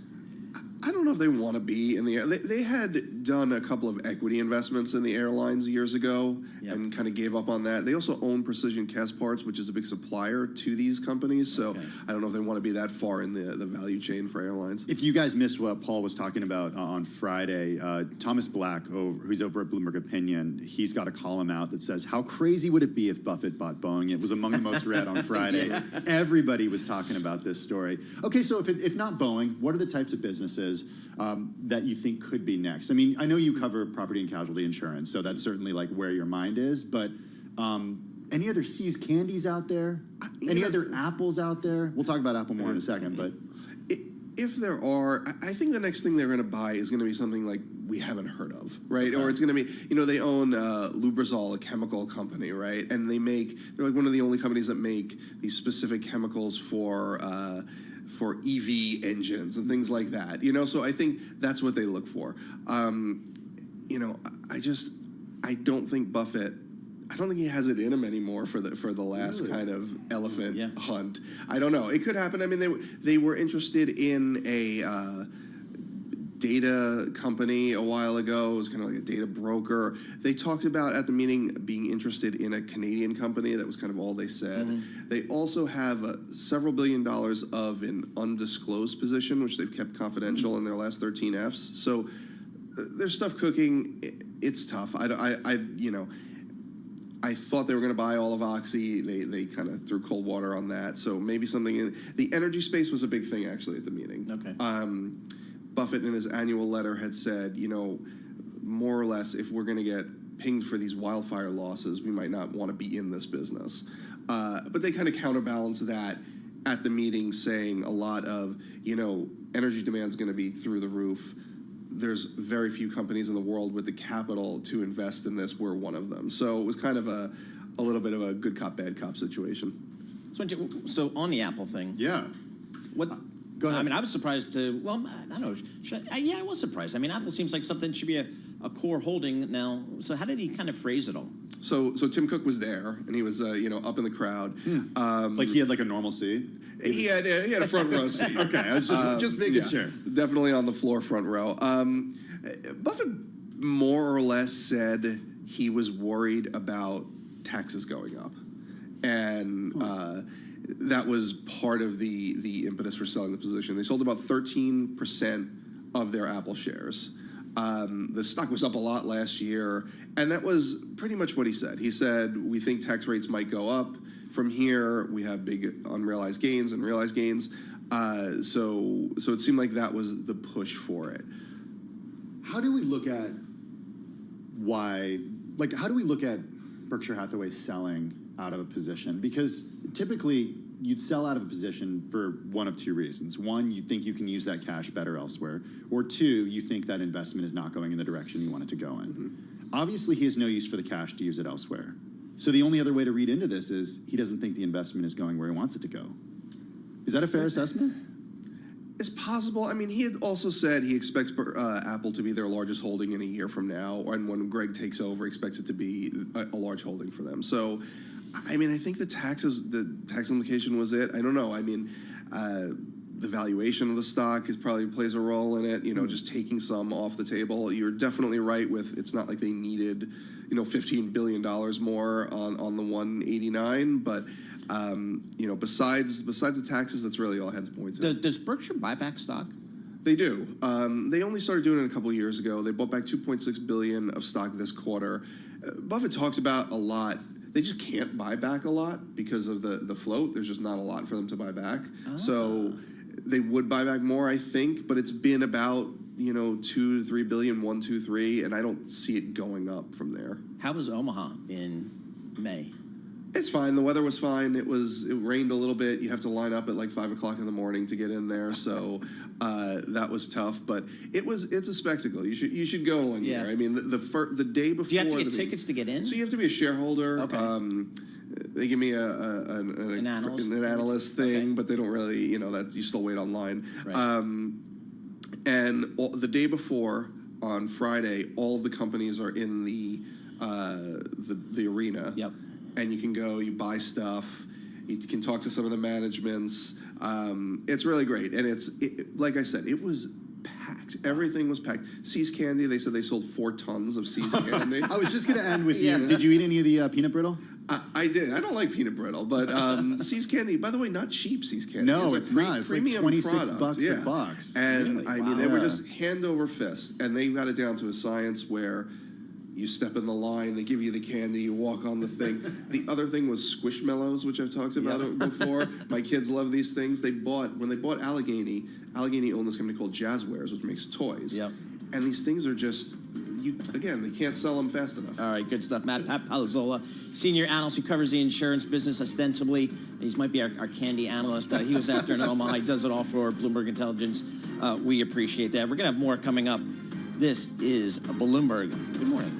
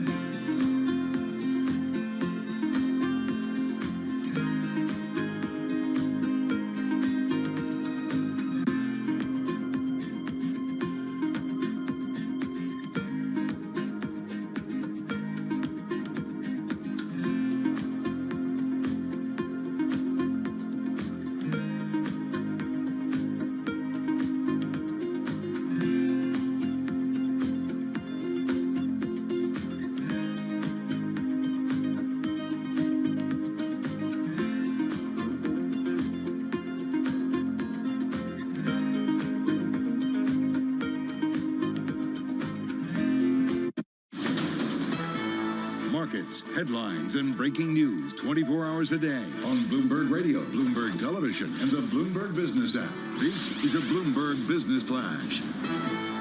The Bloomberg Interactive Broker Studio. I'm Lisa Mateo. Stocks are advancing with the S&P 500 set to extend last week's rally. Right now, the S&P 500 up about 0.6%. Same for the Nasdaq.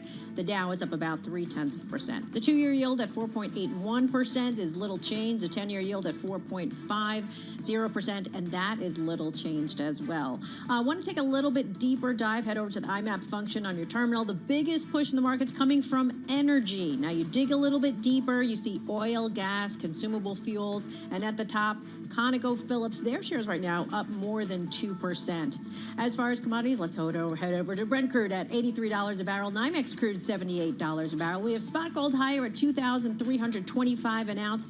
And over to currencies, we have the dollar weaker, Japanese yen weaker, euro, British pound stronger. Right now, Bitcoin up nearly 1% at 64,185. That is your Bloomberg Business Flash. Paul and Tim. Hey, Lisa, thanks so much for that update. Really do appreciate it. Well, we just heard a market check from Lisa Mateo, seeing stocks up for what could be a third week in a row. We'll have to wait till Friday to see about that. Let's see what Brian Croes has to say about all this. President of Scharf Investments.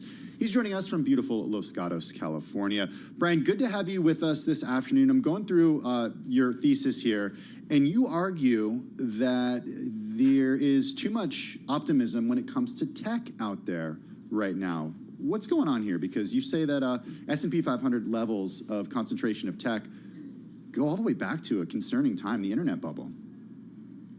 Yeah, thanks for having me. As you know, tech has been a very strong performer, really since the 2022 bottom. And last year, for example, tech was up 56%, despite the tech sector really having pretty mediocre earnings growth in total. And so if you look at the tech sector relative to the S&P, it's actually at highs above where that was in 1999. And as a percentage, the S&P 500 tech sector is 30% of the S&P, which is higher than it was at the peak of the bubble. But that doesn't even include Amazon, Google, Tesla, or Meta. If you add those in, it's now 41%. To put it in perspective, 10 years ago, the tech sector was about 17% of the S&P. So really, tech is a huge weighting now in the S&P. Did they not earn their way into that type of weighting here? I mean, you look at it in NVIDIA, for example, the bulls will tell you, boy, the multiple today is cheaper than it was before the run-up because we've seen such a surge in earnings. I guess that's just a way of saying, is AI really a thing here? I mean, certainly the tech sector has earned some of its stripes by having better earnings growth over the last 10 years than the other sectors. But we'd point to 1999 and in 99, there was a lot of great companies, Cisco, Intel, Dell, Sun Micro, Qualcomm, AOL. These are all companies that would have been in the top 10. And if an investor had bought those companies, despite what we all know was the tremendous growth of the internet, you would have underperformed dramatically over the next 20 years as an investor. So, yeah, NVIDIA's growth is great right now. Tremendous company, tremendous CEO. But there's always competition to knock you off at the top, and usually those largest companies underperform over the longer term. So would you argue that there is actual competition coming for NVIDIA right now? Because it does seem like they have something, at least at the moment, that nobody else can offer. Oh, there's 100% competition coming. I mean, we're based here in Silicon Valley. The talk around the water cooler and barbecues is 100%. I know people that are working at Microsoft and Google, and they're all working to find a cheaper chip. I mean, the one thing tech companies don't like to do is be beholden to other tech companies if they can avoid it. Now, that's not to say they're going to come up with something in the next year or two or even three. But eventually, there's going to be competition, and competition is very fierce in tech. Hey, Brian, if tech is not going to lead this market, what will? Because there's a generation of investors out there that know nothing but tech leading this market higher. Yeah, it's kind of amazing. It's not just tech; it's growth in general. Yep. We looked at interest rates, and if you look when rates are below 3%. Growth outperforms. When rates are above 4%, value outperforms. And actually, if you look back to 1960, the average of the 10-year Treasury has been about 6%.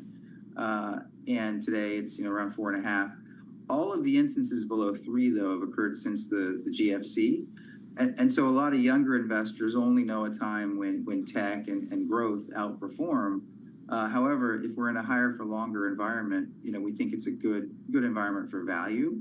And if you look at growth versus value right now, it's about a 90% premium, which is well above what you usually pay.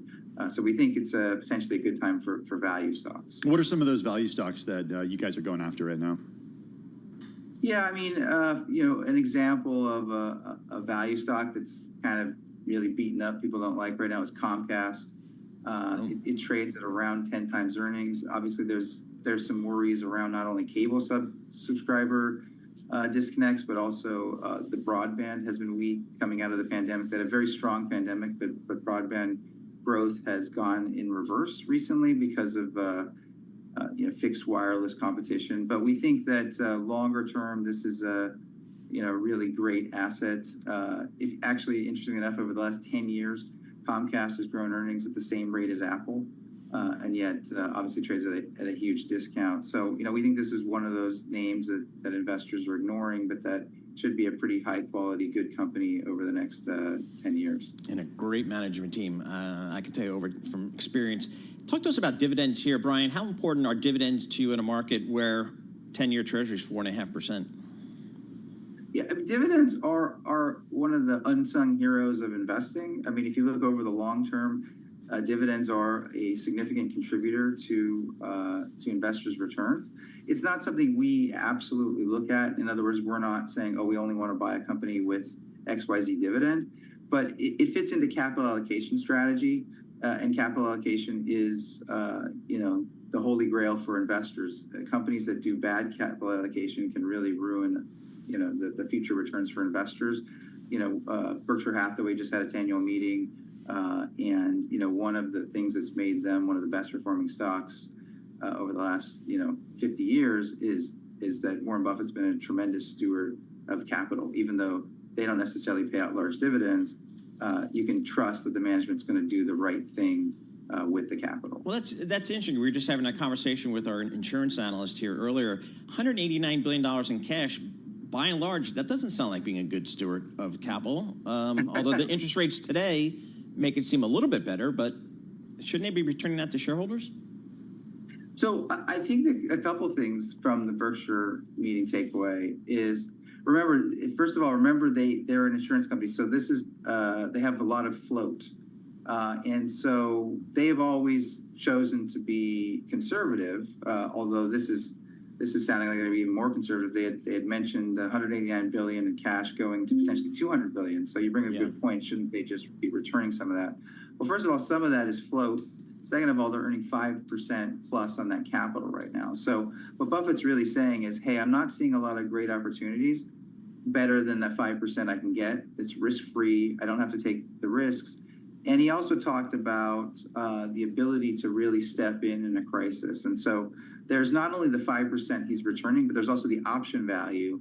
And no one's better than Berkshire Hathaway in terms of when events happen, getting really good deals. So we look at it as you're getting 5% today with no risk, and you've got the optionality if something were to happen that they could really take advantage of that for shareholders. Still, $189 billion. That's a pretty big pile of cash. Hey, I know you talked a little bit about tech, but there is one tech company out there that you are bullish on. You argue that Oracle is a sneaky AI play. Why are you bullish on Oracle? Yeah, I mean, Oracle is not cheap anymore. It's still around an S&P multiple. But the thing that makes it interesting is they have really done a lot behind the scenes in the cloud. And so people don't really think of them as a cloud player, but now with the purchase of Cerner, they're getting really big in healthcare. You've finally seen their cloud revenue really growing. I think the last quarter was up 26% or so. And the cloud is starting to become a large percentage of their total earnings. Management on the last call was really giddy in terms of how much money they were able to spend, and basically said they just didn't have enough capacity for all the demand. So we think it's sort of an under the radar cloud play that has a lot more room to catch up. relative to some of the other big players. All right, Brian, thanks so much for joining us there. Really appreciate it. Brian Krauez, he is the president of Scharf Investments, joining us from Los Gatos, California. Coming up, we're going to check in with Jennifer Rhee. She's a lawyer, but we like her anyway. She's a Bloomberg Intelligence senior litigation analyst. She is the axe on what I think is going to be a huge story for Google, for Apple, and for the tech world, and that is Google's trial on antitrust charges. She is our in-house expert for that, and that's going to be big. You think about the relationship between Google and Apple and just the whole ecosystem. Yeah, that's certainly huge. I also want to get her thoughts on what's happening with Amazon too, because I mean, if you are one of these big tech players right now, or Magnificent Seven, take your pick of which one. The question is, what is the regulatory risk out there? Because there are lawsuits coming at them from all different angles, not just here in the U.S. Yep, exactly right. And they can't, these big companies, obviously they can't buy anything. They're just too large. So again, getting a sense of what the litigation risk is for a lot of these big tech companies, I think is going to become even more important going forward. So we'll check in with her. S&P 500 up 0.6%. The NASDAQ up about 0.6% as well. The Russell, the small cappers, outperforming up 1.3%. Yields coming in just slightly. 10-year Treasury 4.50%. Bitcoin is pretty steady here, just below $64,000 per token. With our news in New York City, here's Michael Barr. Thank you very much, Paul, Tim, and Lisa. Columbia University canceled its main commencement event slated for May 15th after weeks of demonstrations and encampments on campus. The New York-based Ivy League school has been rattled by escalating protests against the Israel-Hamas war, which culminated in a police raid. Ohio State joined colleges and universities across the country in holding its commencement in Columbus. While Sunday's graduation ceremony was relatively protest-free, incidents around the country were on the minds of students. It's just been a big talk, and it's just been floating around, and it's lingering among everybody. So everyone's going to have it in the back of their ear, but, I mean, this is a big day for a lot of kids, so they don't want it to interrupt that. So, like I said, we're just riding with it. Everyone's going to be riding with it regardless of what's going on outside. President Joe Biden and Israeli Prime Minister Benjamin Netanyahu just ended a phone call about plans for an Israeli attack on the Gazan city of Rafah. Israel's military earlier today told civilians to move out of parts of the city where more than 1 million Palestinians are sheltering. Meanwhile, Israel is observing Holocaust Remembrance Day Sunday evening through tonight. Prime Minister Netanyahu spoke at the event in Jerusalem. We know we're not alone, because countless decent people around the world support our just cause. And I say to you, we will defeat our genocidal enemies. Never again is now. However, Netanyahu adds if Israel is forced to stand alone, Israel will stand alone. Donald Trump was found in contempt of court for a second time by the New York judge overseeing his hush money trial. Today, Judge Juan Merchan said Trump violated the gag order by making additional social media posts about witnesses in the case, and he is considering jail. Global news 24 hours a day and whenever you want it with Bloomberg News Now. I'm Michael Barr. This is Bloomberg.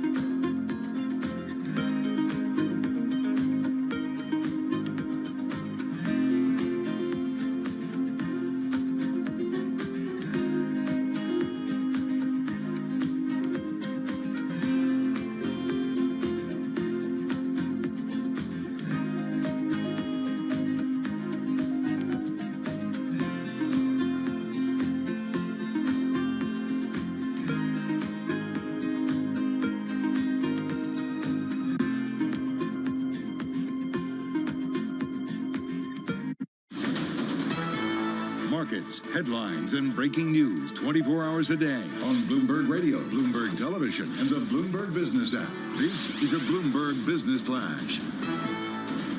From the Bloomberg Interactive Broker Studio, I'm Lisa Mateo. We've got green on the screen. Traders seem to be a little bit more confident that the Federal Reserve will cut interest rates this year. We shall see. Right now, the S&P 500 up 0.6%, the Nasdaq up 0.7%, the Dow up 0.3%. Over to the bond market, the 2-year yield at 4.81%. That's little change. The 10-year yield at 4.50%, and that is little changed as well. Over to commodities, we have spot gold higher at $2,324 an ounce. Brent crude $83 a barrel. NYMEX crude $78 a barrel.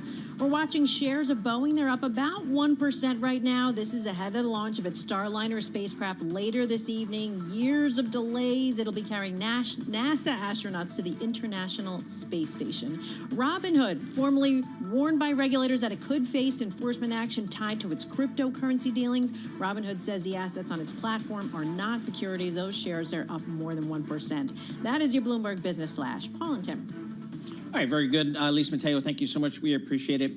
Tim Stanovic sitting in for Alex Steele. I'm Paul Sweeney. We're live here in our Bloomberg Interactive Broker Studio. We're streaming live on YouTube as well, so you can head over to youtube.com, search Bloomberg Podcast, and that's where you'll find us.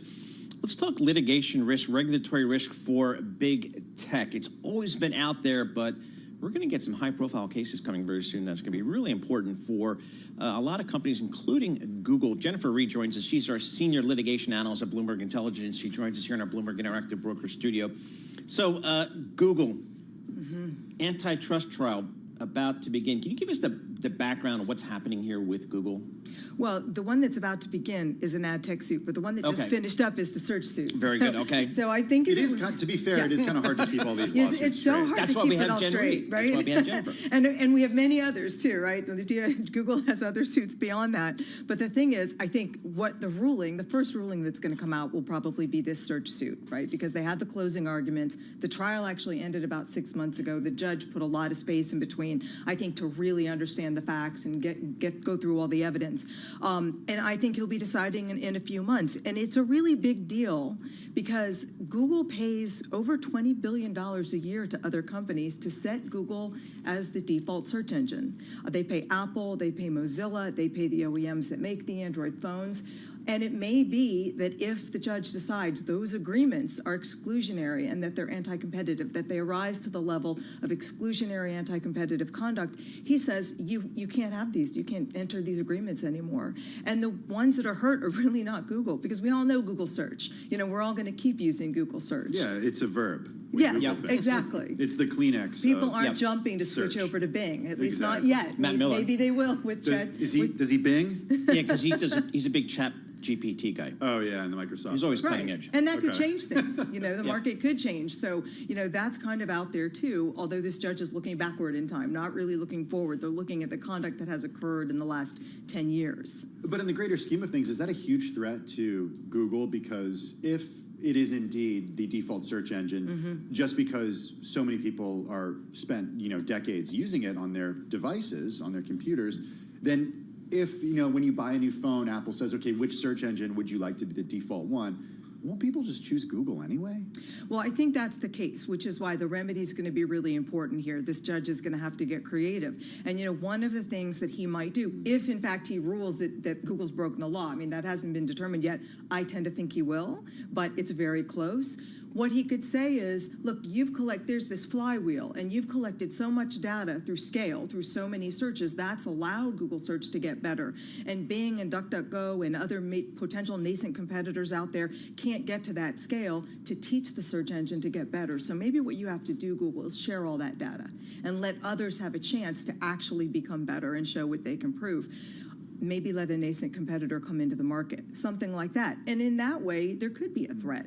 Right? It's not unrealistic to think with all that data that Google's amassed over the years that some other company could come in and compete. So has Apple actually come in and maybe communicated to the judge somehow, like, whoa. If you do what you could do, that's really going to hurt us. Unintended consequence, maybe.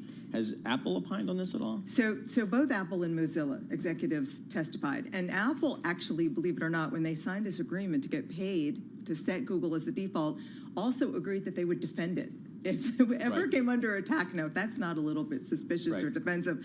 I don't know what is, but they did come in and they defended the deal. They said, look, it makes the Apple phone better. A user opens the phone, they go to Safari and they do their search and they have the best search engine, and that's better for our users. And Google's the best. And that's just the bottom line. Mozilla actually said, look, this is really going to hurt our business. We depend on the money that we get from Google. We're small. You know, Firefox is really small and we need that money. So they did testify like that. Okay, like you said, this is not the only legal challenge facing the company. Why do the lawyers always get paid, by the way, Paul? Like, it doesn't matter what matter what the ruling by the hour. And a lot, and a lot. Yes. I mean, I don't know, Jen, if you cover that. But I am curious where this falls in sort of the scheme of lawsuits that Google, for its part, is facing right now. Not to mention, I mean, the lawsuits facing Amazon, FTC issues facing Apple. Amazon, Apple as well. Meta, you have FTC, Meta, right? All of them right now are facing big monopolization suits.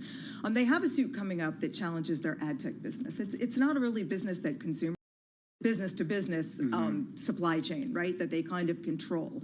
And it's about actually advertisers, digital advertisers and publishers, the software that they use to come together to place ads, right, to find the space, to buy the space, to get the right ad to the right consumer. And Google basically owns the entire supply chain. They have dominance in many pieces of it. And it's about manipulating that to extract as much money from publishers and advertisers as they can. That's the allegation. That trial's coming up toward the end of this year, and I think that's actually kind of a bigger deal, right? Because it's in front of a jury.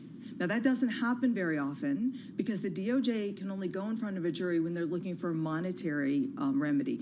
They're looking for injunctive and monetary remedy because they themselves were advertisers. So they're saying, U.S. was hurt by what Google did. We were advertisers, and we paid more. To do that advertising because of Google's conduct. But when it goes in front of a jury, I think it's really hard for a jury to kind of parse out all the stages that have to be proven to prove an antitrust violation. This judge who is studying really hard in the Google search case is struggling. You can tell. This is hard for him. So determine that line between conduct that's anti-competitive and conduct that's just hyper-competitive is very difficult. And I think with a jury, there's probably a tendency for the DOJ just to paint the company as a big dominant bully, rather than kind of getting into those nuances, and a jury's probably going to go that direction. That's what I think. So I think those are scary cases. All right, give us the timing on when some of these things are going to happen here, because I'm looking at the stock. Yeah. Stock's up 20% this year. It's up 60% over the trailing 12 months. The market's not worried about it. Not worried. What's the timing here of some of these? I think on liability, a decision will probably come out on the search case in a few months, and then if that happens in a few months, that's what I think. And if that happens, the judge is going to have a separate hearing on remedy, a separate process to determine the proper remedy. I think he'll give them a few months to get prepared for that. Experts will be testifying in that. So I'm thinking maybe a remedy comes out sometime in fourth quarter. That's what I think. Okay, we only have a minute and a half left, but do you want to talk Apple, Meta, or Amazon? What else is on your docket? Okay, Meta, let's say the least risk is Meta. I think Least risk. Least risk. Okay. I think the FTC will lose. Okay. All they're really seeking is a divestiture of Instagram or WhatsApp, and I just don't think that's not going to happen. That would be a big deal. It would be a big deal. I don't think it's going to happen. Okay. I actually don't think the DOJ suit against Apple's all that great either. I know people would disagree with me, but I think the allegations, I think Apple's changed some of the conduct that they're challenging already, and I think there are a lot of pro-competitive justifications which can outweigh some of those allegedly anti-competitive conduct. Lina Khan versus Amazon? I also don't think that's a great suit. Wow. I think the best suits, I think the suits against Google, I think have some teeth, have some possibility. I don't really think the other three suits are all that great. Okay. Interesting. Well, this is their time to get big tech, right? I mean, you never know what the next administration is going to be. That's right. You don't know, although there are some GOPers in the Congress that like what Lina Khan's doing. Yeah. And actually said if Donald Trump, keep her around. Yeah, I feel like Republicans and Democrats, they don't agree on anything except for going after big tech. Yeah, for different reasons. Yes, a for lot different of them, reasons. But they do agree, yes. But if you ask the consumers, we're like, we like it. It's all good. Search works. I don't know. I mean, it's the Amazon case in particular. I think. Yeah, Amazon they works. brought a lot of pro-competitive benefits to consumers in the market since they started, right? Yep. And so I think, again, with these monopolization suits, it's always the anti-competitive harm weighed against the pro-competitive side. And when you've got a strong pro-competitive side. Yep. All right.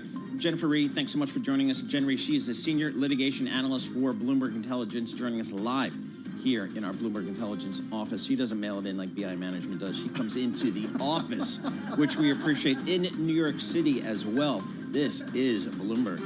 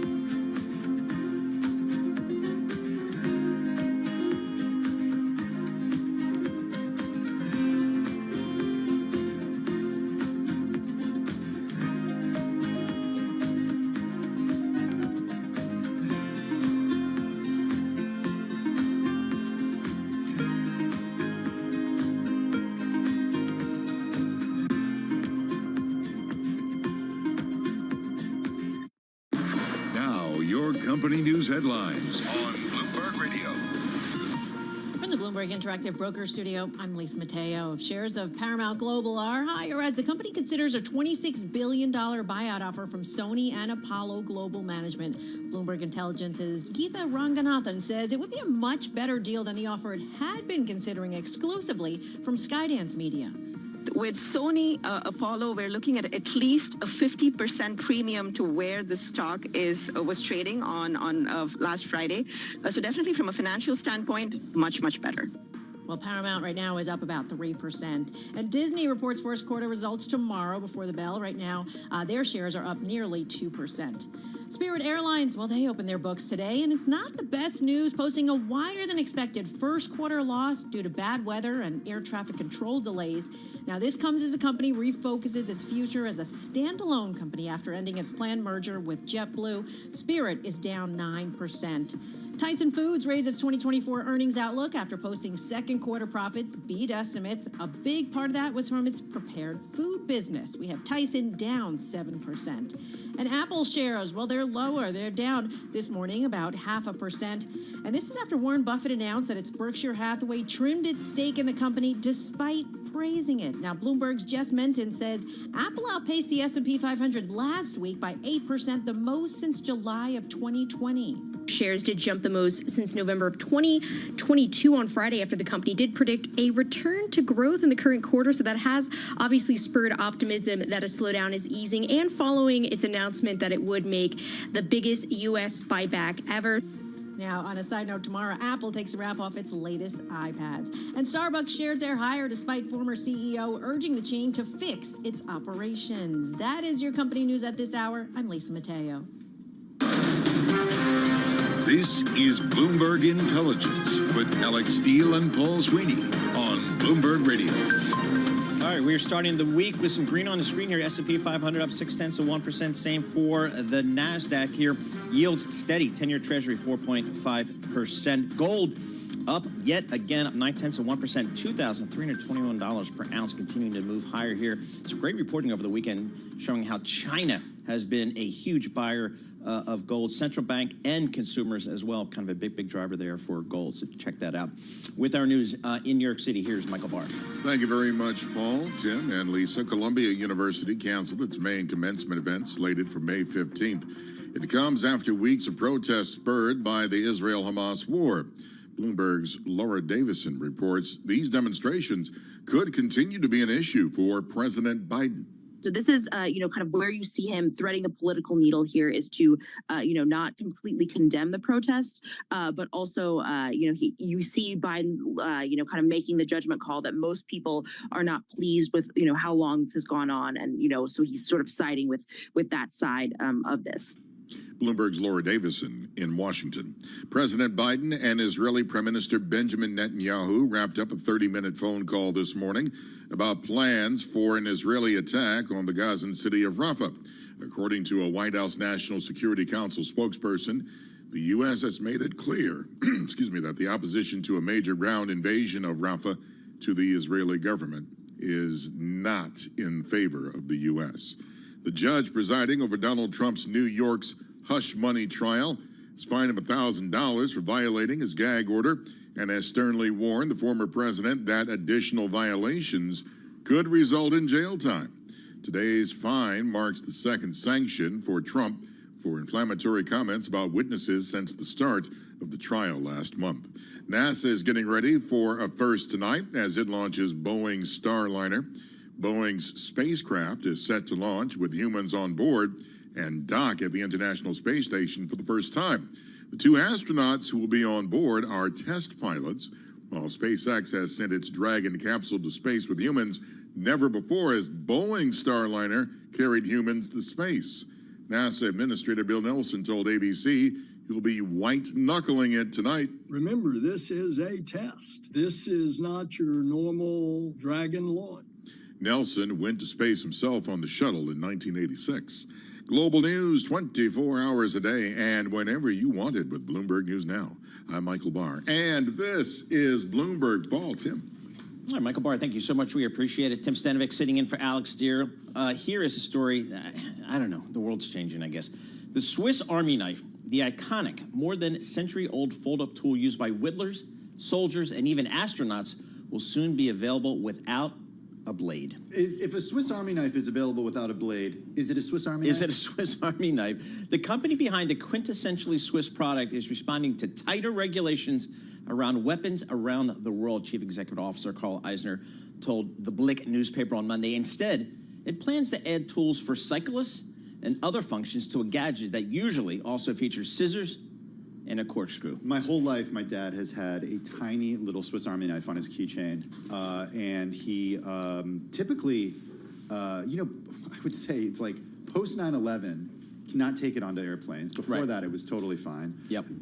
He's gotten it confiscated at airports so many times that he's just given up. Yep. And no longer has it. It's amazing. All right, these pocket knives in general became famous when American soldiers brought them home as souvenirs after World War II. The company, Victorinox, has been producing in Switzerland since 1897, supplying gadgets to the Swiss Army as well as NASA. But I guess you got to change with the times. I mean, I had a Swiss Army knife. Did you have one? Yeah, I still have one. Yeah, I don't know use it all where the mine is, time. but the little scissor thing is cool. Yeah. That was always fun. They'll do tools for cyclists. Did you hear about this, Paul? Last year, a man with one of these knives in his pocket was fined in Osaka, Japan for carrying a dangerous object. I guess you could. I mean, I don't know. But again, there was a kind of a pre-9/11 world and then a post-9/11 world for a lot of parts of society. We'll keep an eye on that, so pretty interesting. We have green on the screen here as we get ready for the final hour of Bloomberg Intelligence. That's coming up in just moments.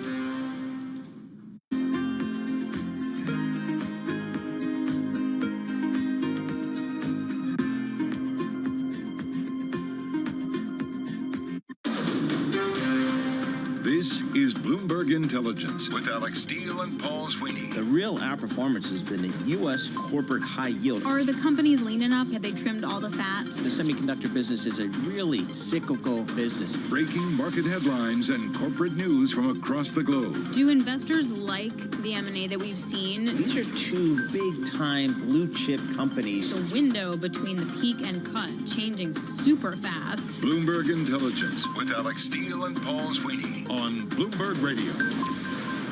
All right, coming up, a strong hour coming up here. Jen Bartashis, Bloomberg Intelligence. She's going to join us, break down the earnings we had from Tyson's Food. Christina Hooper, Chief Global Market Strategist at Invesco, is going to join us, give us her market call. Then we're going to wrap it up with an interview, a simulcast with Bloomberg Television.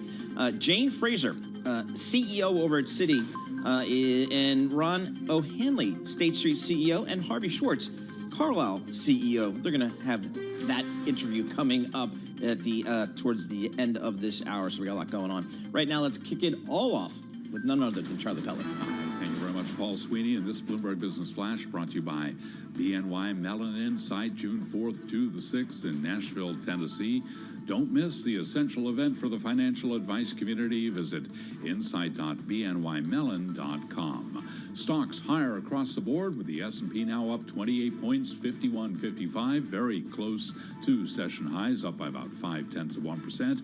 Dow Industrials up 94, up 0.2. NASDAQ up 93, up 0.6%. 10-year at 4.50% with a 2-year at 4.81%. Spot gold up 0.8%, 23.20 the ounce. And West Texas Intermediate crude up 0.7%, 78.62 a barrel. Stocks are starting the week on a positive note, with traders waiting to hear from a number of Fed speakers for clues about the outlook for rates. So what about the overall market backdrop and what areas might be attractive? Keith Lerner is Chief Market Strategist at Truist Financial. It's not just tech this year, it's pouring out, but I still think it's hard to be negative on tech longer term. One of the reasons why tech outperforms is when the earning trends outperform the other sectors. That is still happening. And that's the other thing that we watch in our process to say, is there a shift? We haven't seen any give up on that overall trend as of yet. Keith Lerner of Truist. And speaking of tech, chip design company Synopsys is selling its software integrity business to two private equity firms for as much as $2.1 billion in cash. Synopsys up now by 0.4%. I'm Charlie Pellet, and that is a Bloomberg Business Flash. All right, Charlie Pellet, thank you so much. We appreciate that. Tim Stenvik sitting in for Alex Steele here today. I'm Paul Sweeney. We're live here in our Bloomberg Interactive Broker Studio. We're streaming live on YouTube as well, so you can head over to youtube.com, search Bloomberg Podcast, and that's where you'll find us. As Charlie has mentioned, we do have some green on the screen here, which to kick off the week would be a lot of earnings this week. I'm looking forward to Disney tomorrow. That's going to be pretty interesting. Yeah, Disney tomorrow. We also have ARM this week. So if we're like kind of watching what's going on with AI, we still have more companies reporting on that. Palantir is reporting as well. Airbnb, Uber. You mentioned Disney. And unfortunately, I think the economists can kind of stand down this week. There's not a ton of eco data, but they were bombarded the last couple of weeks. I mean, if you're getting excited about the SLUs and the wholesale inventories, then it's a slow week of eco data, right? Exactly right. All right, we have green on the screen. Let's check in with Nora Melinda. She covers the equity markets for Bloomberg News. Nora, what are you looking at today? Well, I've been keeping an eye on Starbucks. This is after the former CEO Howard Double short Schultz. mocha. Yes. Excuse me? Can you please Double explain short to mocha. the listeners? It's what the this short means? is the new size. Okay. It's smaller than the tall, which is the small. Don't get me started. So it was always too much for me, even their small size. Now the short size, which is their smallest, perfect for me. So all the writing stuff I've put in for over the years. It's his little miniature drink. Every day you'll do this? No, just on a special day, like a Saturday running It's fun around. size. Yeah. Anyway, go ahead. Go ahead, Nora. But we're listening to the former CEO, Howard Schultz. This is after he posted on LinkedIn. He is urging Starbucks to own its shortcomings and fix operations following its biggest sales miss in years. He said, quote, "At any company that misses badly, there must be contrition and renewed focus and discipline on the core. Own the shortcoming without the slightest semblance of an excuse." I was going to say pipe down, but I saw that he still owns like a ton of stock, so he can say whatever he wants. Paul? Yeah. Will he come back for a... No, please. Would it be fourth time? I'm trying to keep count. I don't know. I'm just looking at the MGMT, the management thing on the Bloomberg terminal. There's 500 senior managers in this company. I mean, look at it. It's crazy. It must be 50 senior vice presidents and executive vice presidents. So I would say this is a management-heavy company. All right, what else you got for us? I want to look at Tyson's Foods. So now we're seeing that company down. The company is really seeing different headwinds, especially as a lot of consumers are under pressure from persistent inflation. The CEO said that U.S. chicken production issues are not a short-term fix. It did raise its 2024 earnings outlook after posting second quarter profits that beat estimates. And it is seeing a bit of a rebound in the U.S. meat industry, but this is really in focus as they are facing a lot of headwinds with consumers being very choosy about what brands they want to purchase and what is essential for them. I'm still trying to count how many times Howard Schultz was at Starbucks. I actually... Have you gotten a number? It's either three or four going back. Sorry. Sorry, Nora. Tyson Food is the largest U.S. meat producer. Wow, I didn't know that. Okay. Do you guys ever use Tyson's? Well, the thing is you might not know that you're buying Tyson meat if you're actually just buying, other meat. Really? Yeah. You I eat chicken all the time. Yeah, but I'm sure you're eating Tyson chicken. You don't even know it. bamboozled. No, I mean, we do have. I was making some chicken nuggets last night for the 5-year-old, and they are Tyson brand. Okay. But not everything they do is branded. Okay. See, I use the turkey pepperoni. Sometimes I like to make homemade pizza. Okay. When I'm in a crunch. Okay. Don't feel like cooking. Turkey pepperoni. Interesting. They have turkey Homemade pepperoni. pizza is like still a little bit of work, It especially if you is, live in it New York and you is. can just, And you can just call us. walk down the street and grab a Get great a slice. slice. But that That sounds is pretty very good. true. All right, Robinhood. Yes, let's look at Robinhood. So basically, this is the SEC warning that its crypto business is facing a lawsuit. And so this has really been in focus, especially as the SEC has really been cracking down on digital assets. Now, the CEO is saying that the firm is pretty much disappointed by the move and that the company officials firmly believe that the assets listed on their platform are not securities. The SEC has declined to comment on this, but it's really interesting as we watch how this may develop and whether or not they actually will receive any sort of backlash from the SEC here. But the stock is kind of unchanged, so is that That's what I imply find that too. maybe Yeah. the street was anticipating this coming and I not mean, yeah, such a big because news? we're seeing shares are up, about a little bit over 1% still. So it doesn't seem as though investors were too appalled by the news. And I do think that with the SEC in general, this has kind of been a very topical thing. So I do imagine that investors were potentially prepared for this to come. The SEC under Chair Gary Gensler has argued that most tokens are subject to SEC rules and that platforms where they trade should be registered with the agency. So SEC has brought cases against other high-profile crypto brokerages and trading platforms, including Coinbase Global. So I guess a consistent plan from the SEC and Mr. Gensler. All right, very good. Appreciate it. Nora, Melinda, thank you so much for bringing those stories to us. Again, in the markets, we are trading higher today. One of the names that Nora was just mentioning, Tyson Food, reported some numbers here. Let's break it down with Jen Bartashis. She covers all of the retail stuff, all of the food companies for Bloomberg Intelligence. She's based down in Princeton, New Jersey, and I think she's using that Zoom stuff that the kids use these days to kind of, phone into us. Jen, talk to us about Tyson Food here. What did you see from, again, what I just learned was the largest meat producer in the U.S.? Yeah, good morning. So Tyson is one of the biggest meat producers globally, actually. And by all accounts, they had a pretty decent quarter. They did raise their full-year outlook for adjusted operating income off of strength in the chicken segment, which has been long awaited. But the stock is trading down, likely on commentary that they may see third quarter be weaker than fourth quarter, which would buck historical trends. And so a little bit of a mixed report coming out of Tyson today, but generally a pretty solid quarter. Is the current quarter usually strong because we're getting into summer? We got Memorial Day coming up. We buy the meat for the barbecue. I mean, why is it typically stronger? So it's seasonally stronger for meats like your chicken or and historically for beef, specifically because of grilling season. But that does translate into a weakness for prepared foods and for the pork segment generally. And so they're saying that the weakness in prepared foods and pork may outweigh the strength coming for the grilling season for chicken and for beef. All right, I'm looking at the PGEO function for Tyson Food. TSN is the ticker. Percentage of revenue, 37% beef, 33% chicken, 19% prepared foods, and 9% pork. Which business do you like? Which business does the street like? Is one better than the other? Better margins, better growth? How do we think about that? So historically speaking, prepared foods is a much higher margin business within the company, and there were intents from Tyson to grow that considerably. That has great long-term potential, but they are going through a little bit of short-term turbulence with regards to additional startup costs associated with new plant lines and things like that. The chicken segment, which is a big part of the company's business, has been underperforming for years. And so what's encouraging coming out of today's earnings is that the chicken segment is finally showing improvement. Margins are up. They're doing better with efficiencies, and even though overall volume is down, it's a much healthier margin that they're achieving out of that chicken business. Now remember, they've closed a bunch of plants recently. They've been resizing their processing footprint. So all the things that they need to do seem to be underway to help make that a much more profitable and bigger contributor to the overall company. It was interesting to hear Nora, and actually I would say we had, I don't know if you, Jen, heard this, but we had kind of an interesting conversation about Tyson Foods just moments before we came to you, because Nora chose it as one of her market movers.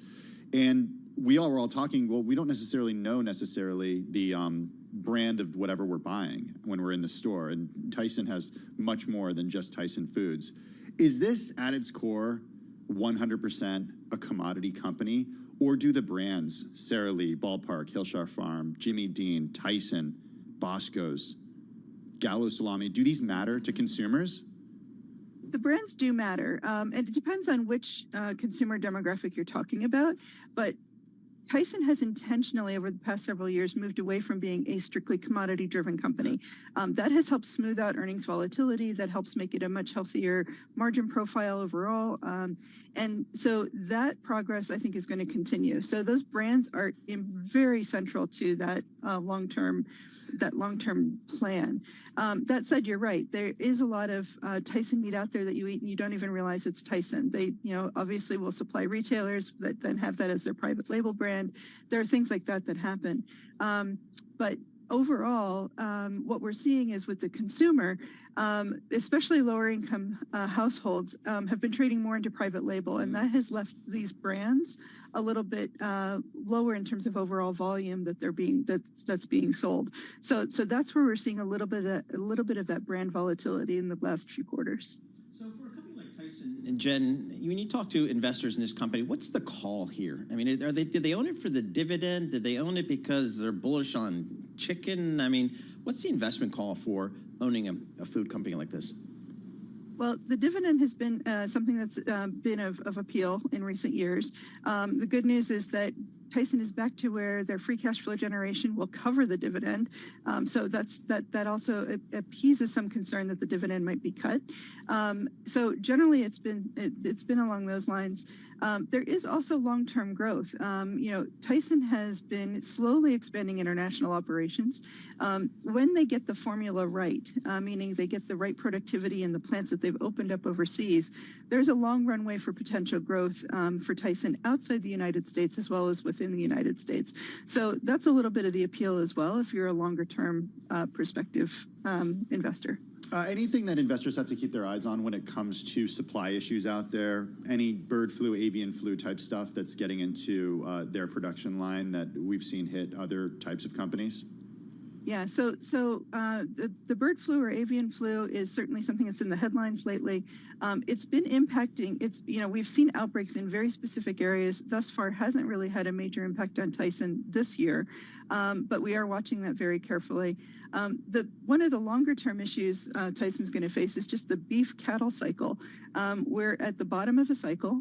There's very limited animal availability, and once that herd starts to rebuild, things are going to get a little bit worse before they get better with regards to supply.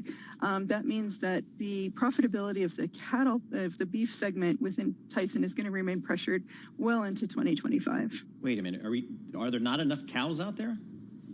Well, no, there are. We just keep slaughtering them for food. That's the problem. Exactly. We're at the bottom of the cycle, which means that the supply is just very limited. And because cows take 18 months, 2 years to reach slaughter size, it's a slow rebuild. And right now, we're not seeing the initial signs of herd rebuilding that we need to really You're a research analyst, Jen. better supply. How do you decide as an analyst how the herds are? Like, you go out and count cows out in Montana? Well, no, I look at USDA data. Oh, okay. So that's USDA expectations. But you also talk to people who are in the industry, right? And there are things that affect when those herds are going to be rebuilt. The price of hay, the drought conditions, interest rates. All of these things impact ranchers and their ability to take on the cost of rebuilding herds.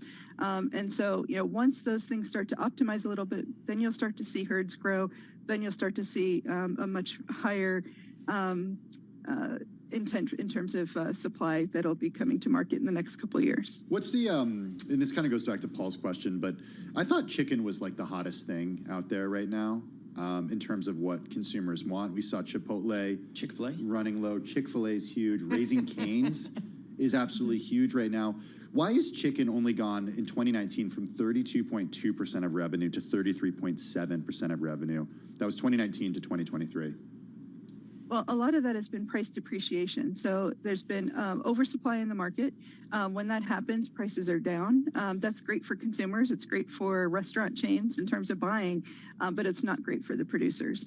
And so, part of what we're looking for is that prices start to stabilize a little bit, which will lead to opportunity for revenue growth to renew in the chicken segment. I'm sorry, Paul, did you just say price depreciation? I thought everything was getting more expensive. Yeah, the commodities. I mean, I guess, so what I learned here, Jen, is chickens are short cycle, cows are long cycle? Correct. All right, boom, see, you learned something. All right, Jen Martash is great stuff, senior retail analyst for Bloomberg Intelligence. I do remember from my days living down in Virginia, North Carolina, you're out on the interstate and flatbed after flatbed after flatbed of these trucks would have chicken crates strapped on there, and feathers are coming out all over the place, so you can't drive behind them. And it's not a good day for the chicken, because I don't think where the chicken's going is not a good place for the chicken. Yeah, that's where I think you get a lot of chickens is from North Carolina. It's not a truck you want to be on necessarily. I thought you were going to go somewhere else with the whole, out in Colorado. You got family out in Colorado. Like, you go north of Boulder to Fort Collins, Greeley area, huge cattle area. Right. And you can smell it. Yeah. You can smell it when you're there. Exactly. Same with the central part of California. Yep, very good. So anyway, we learned what we needed to learn about chickens and cows and pork bellies. Always have to look at the pork belly. All right, that was Jen Bartash just talking about Tyson's Food. This stock trading off about 6% today on the news. Markets, they're trading higher. Nothing to kind of write home about. We've got the S&P up about 0.5%. Same for the NASDAQ. Looking at yields, they're steady. That 10 years right at 4.5%. The 2-year right at 4.82%. So we backed off that 5% rate we were at about 10 days ago. Bitcoin, it's down 63,200. I'll call it out for Tom Keene. We're going to have more coming up. This is Bloomberg.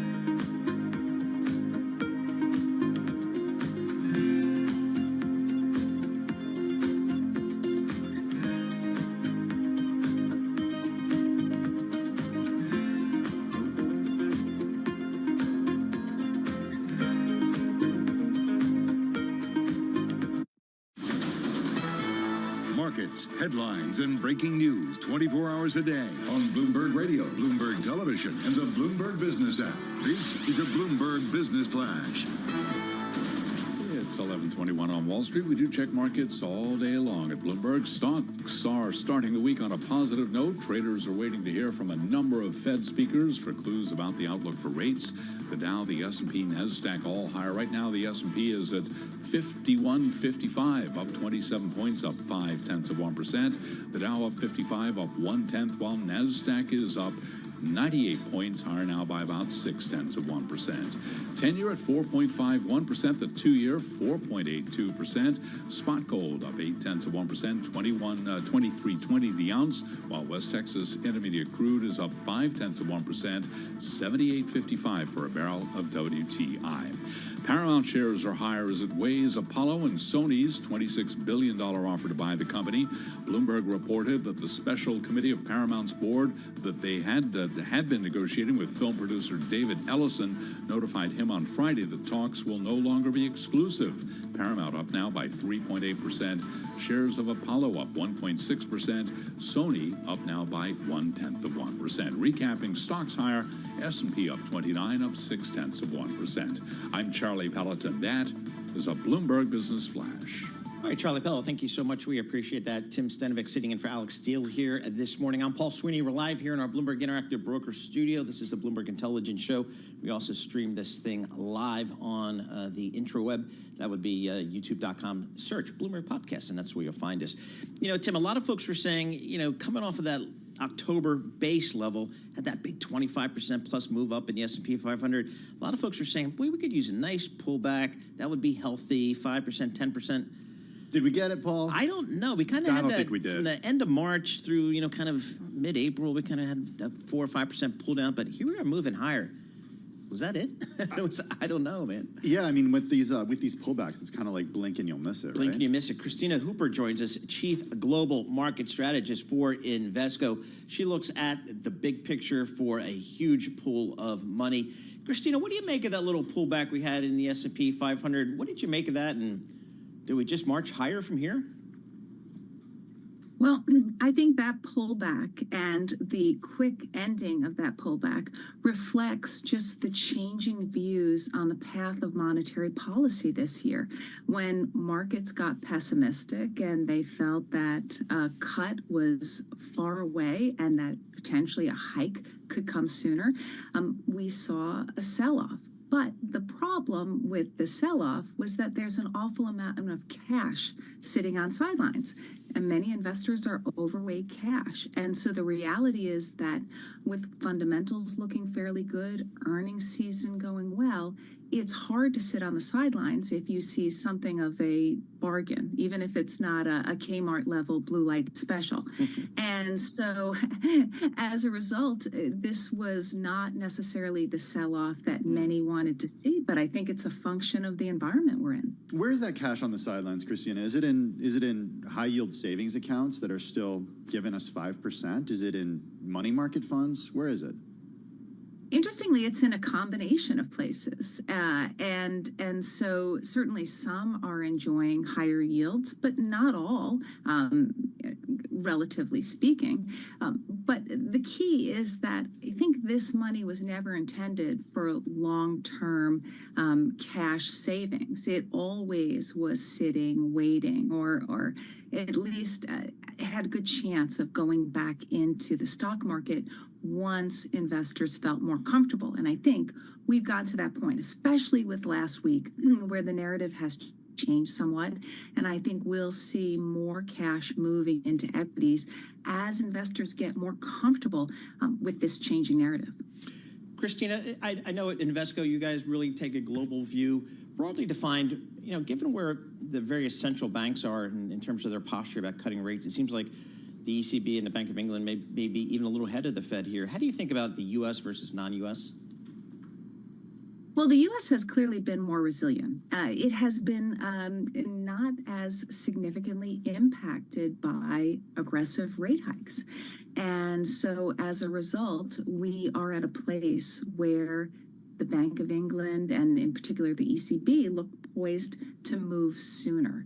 And I think that's going to be the case. It's just a function of the greater resilience of the U.S. economy, which in turn has to do with, in my opinion, two key reasons. First, the U.S. gave its households more fiscal stimulus. Certainly there was fiscal stimulus flowing in Europe and the UK, but it was more significant in the U.S.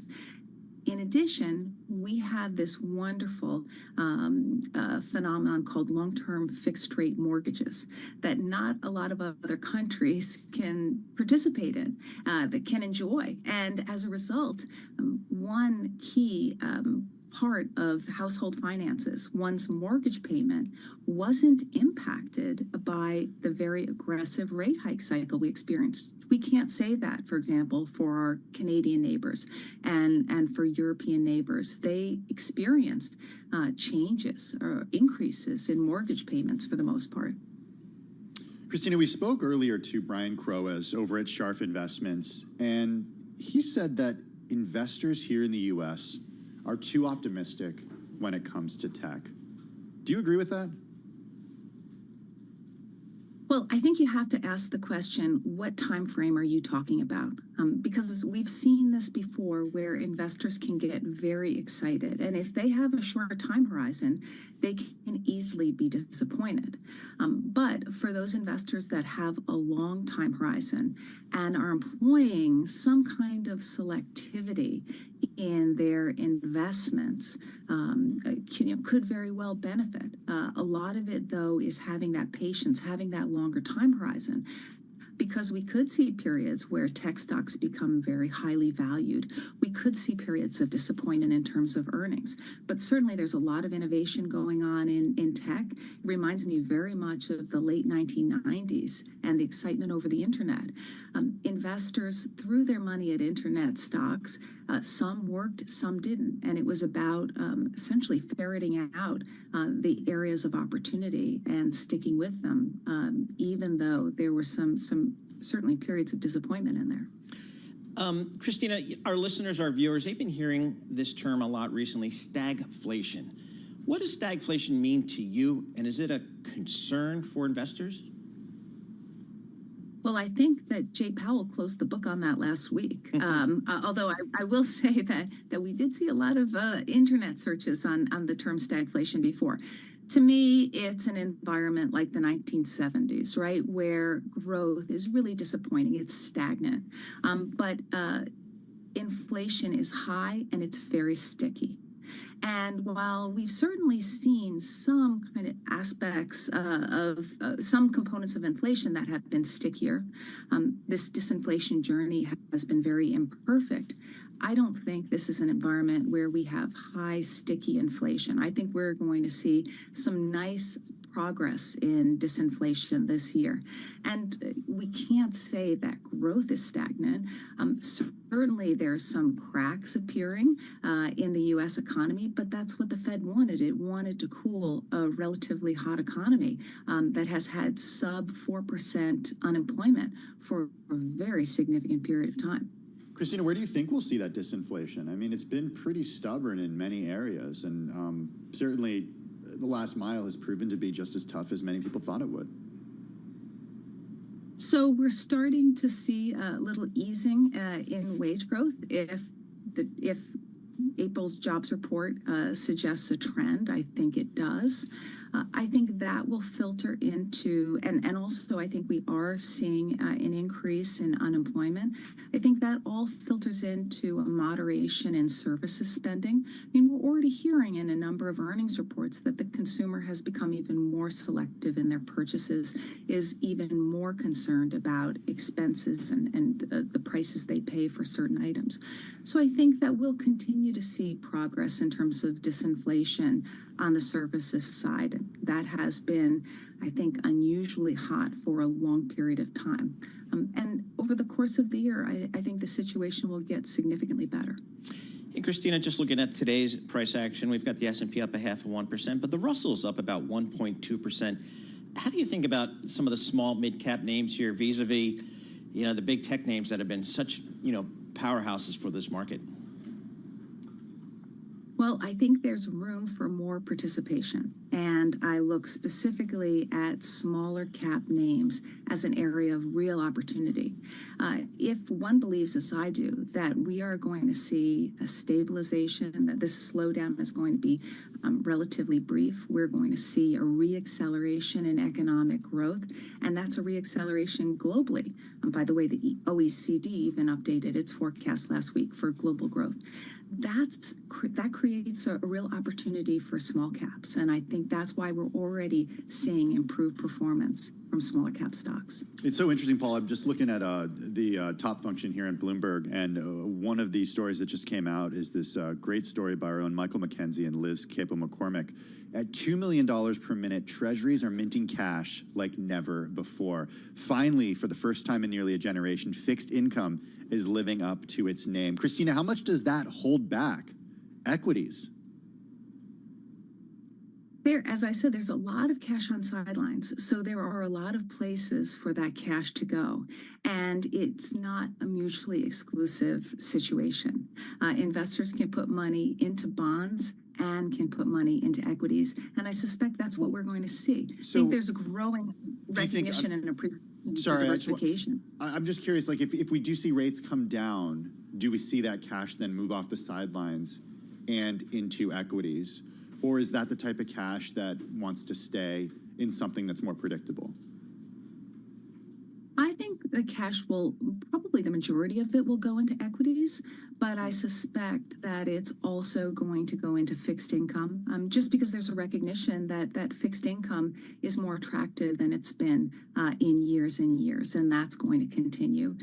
And also, I think we're going to see more money going into alternatives. Again, diversification is so important, and I think investors are recognizing that more and more as they see the unpredictability of the larger environment.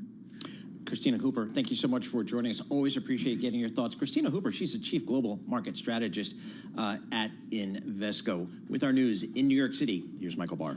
Thank you very much, Paul, Tim, and Charlie. Columbia University canceled its main commencement event slated for May 15th after weeks of tumult on the campus as protests spurred by the Israel-Hamas war upended the college graduation season. Protests at Columbia culminated last week in a police raid and more than 100 arrests after dozens of people barricaded themselves inside a campus building. President Joe Biden and Israeli Prime Minister Benjamin Netanyahu spoke by phone for 30 minutes this morning as the Israeli army has urged Palestinian civilians to begin evacuating from the southern city of Rafah in Gaza. The U.S. made it clear in the phone call its opposition to Israel's invasion to Rafah. The judge in the New York City criminal trial of former President Donald Trump has found him in contempt of court again. Judge Juan Merchan ruling that Trump violated the gag order around the case and fined him another $1,000, and that's on top of the $9,000 Trump had to pay last week. And the judge raised the possibility of sending Trump to jail. Trump spoke in the hallway of the courthouse before going to court today and before learning about the new fine. The judge has gagged me, and I'm not allowed to talk about, I guess, his total conflict. Loyola law professor and former federal prosecutor Lori Levinson. Donald Trump has a really hard time following the court's order, so it'll be interesting to see if and when the next violation is. But it's getting serious, and the judge really doesn't want to take time away from the trial to keep addressing Donald Trump and why he won't follow the court's gag order. Former federal prosecutor Lori Levinson. Today is Melanoma Monday. The American Academy of Dermatology says 1 in 5 Americans will develop skin cancer in their lifetime. Doctors want to raise awareness of the potentially deadly disease. Global news 24 hours a day and whenever you want it with Bloomberg News Now. I'm Michael Barr, and this is Bloomberg. Paul, Tim, Charlie. All right, Michael Barr, thank you so much. We appreciate that. Right now, we're going to head out to Los Angeles, California. The Milken Institute holding their annual leadership conference. The panel up on the stage right now with some leaders from the financial services industry, including Jane Fraser, CEO at Citi, and Harvey Schwartz, Carlyle CEO. Let's head out there right now. It is in progress. We have private markets, we have people who do the plumbing of financial systems, we have capital-rich emerging markets, we have everything here. So between you, there's no excuse to not solve and come up with new answers. So Jane, I'm going to start with you, and you you know, you had what Kristalina said about the US. The US has done, you know, remarkably well. On the other hand, US valuations are also remarkably rich. And I wanted to start this conversation with kind of where we are in the capital markets before we go into big structural changes. I mean, is your sense that investors are pricing in, you know, higher for longer? Have they not got to grips with that yet? What's your sense of where market valuations are? Zanny, it's a great place to start. And certainly the markets have been on a tear, particularly the equity markets of late. And you know, there's some good reason to think that this could continue. So if we look on, certainly the valuations are quite high on many of the metrics. Technology is a very high percentage in terms of valuation. But there's a potential for a win-win for equities here in the near term. Because if growth is stronger, equity valuations benefit. And if rates come down, equity valuations benefit. So there's this opportunity for a potential win-win here, unless there's some shock in the system, as Kristalina said, or you know, what else would need to go wrong? You'd need to have quite a severe recession, or you'd have the unpleasant scenario of accelerated inflation and slower growth, which would really be quite a dilemma for the Fed. That's not the base case. And we shouldn't forget fixed income markets. You know, there's some interesting things there. We've certainly had very strong debt issuance and a very strong start to the year. One oft overlooked fact: pension funds around the world are now very fully valued, and that is going to give them an opportunity to lock in returns. That could be an unexpected boost for fixed income to see some more flows going there. So I'm going to put you firmly in the upbeat category. I guess you have to be, but that's okay. You're in the upbeat category. I'm in the fairly optimistic category, short of a shock. Fairly optimistic, short of a shock. Mike, let's turn to you, and I'm not going to go along the whole row with this, but what's your sense of where markets are? Because let me play the devil's advocate, if you will. The CAPE, cyclically adjusted price earnings ratio. I mean, you can take that for what it is, but it is higher than it was in the late 20s. I think only in 2000 and in 2021 was it where it is now, and both times after that the market corrected quite substantially. Should we just not worry about that, or is there a risk of a substantial correction? Well, I am in the non-market timing category. It really is, and this is not just something people say, it's actually how it works. It's time in markets, it's not market timing. So trying to pinpoint right now whether there will be a 10% correction or not from where we stand today is generally not a good policy. You have earnings growth. Developed market earnings are growing 5-6%. The U.S. sort of high single digits. Emerging market 15%. You have reasonable economic growth. Inflation is coming down, not as quickly as central banks would like, but it is coming down.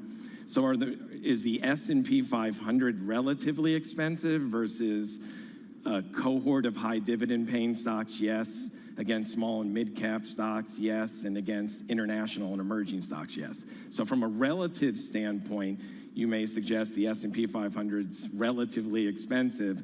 At the end of the day, there's plenty of individual opportunities. There's lots of idiosyncratic opportunities around the world, small and mid-cap in particular. So I think it's more about where do you find the broadening of the market opportunities and less about sort of the beta of the index. I'm going to jump to the end. I'm going to come to both of you in a second. But Harvey, I wanted to ask you about the U.S. dominance of this. I mean, if it is, you know, U.S. dominates, valuations are much higher here than they are elsewhere. The U.S. is kind of, the story has been about the U.S. Why is that healthy? Will it last? Well, first of all, it's great to be here with everyone today. Great to be on the panel. I think there's not really a particularly exotic answer to the U.S. phenomenon. You know, you heard in the prior discussion, Mike and Jane were just talking about it. You have incredibly strong earnings growth. You have interest rates that are high, relatively speaking, anything we've seen. I mean, if we were here 2 years ago, there'd be a 4 or 5 sigma event, they'd be up 5%. So it's like a 1 in a million probability, which as an economy we've navigated. So on the one hand, you have high interest rates, which are a good thing because the economy is strong, high interest rates was just kind of a troubling thing because a lot of this has been fueled by the deficit, investment in green, data centers, infrastructure, but the economic activity that's underpinning all this is quite profound. I travel the world a lot in the past year, and I won't say, you can't ever say anything's in totality this way, but I would say the vast majority of investors, my clients around the globe, when I ask them about the U.S., they would say, I'm over-allocated to the U.S., but I'm going to allocate more capital to the U.S. Depth of the capital markets, the attractiveness of everything we know. In terms of valuations, as micro investors across our credit platform and our portfolio companies, we see a lot of unique opportunities to create alpha over the next several years.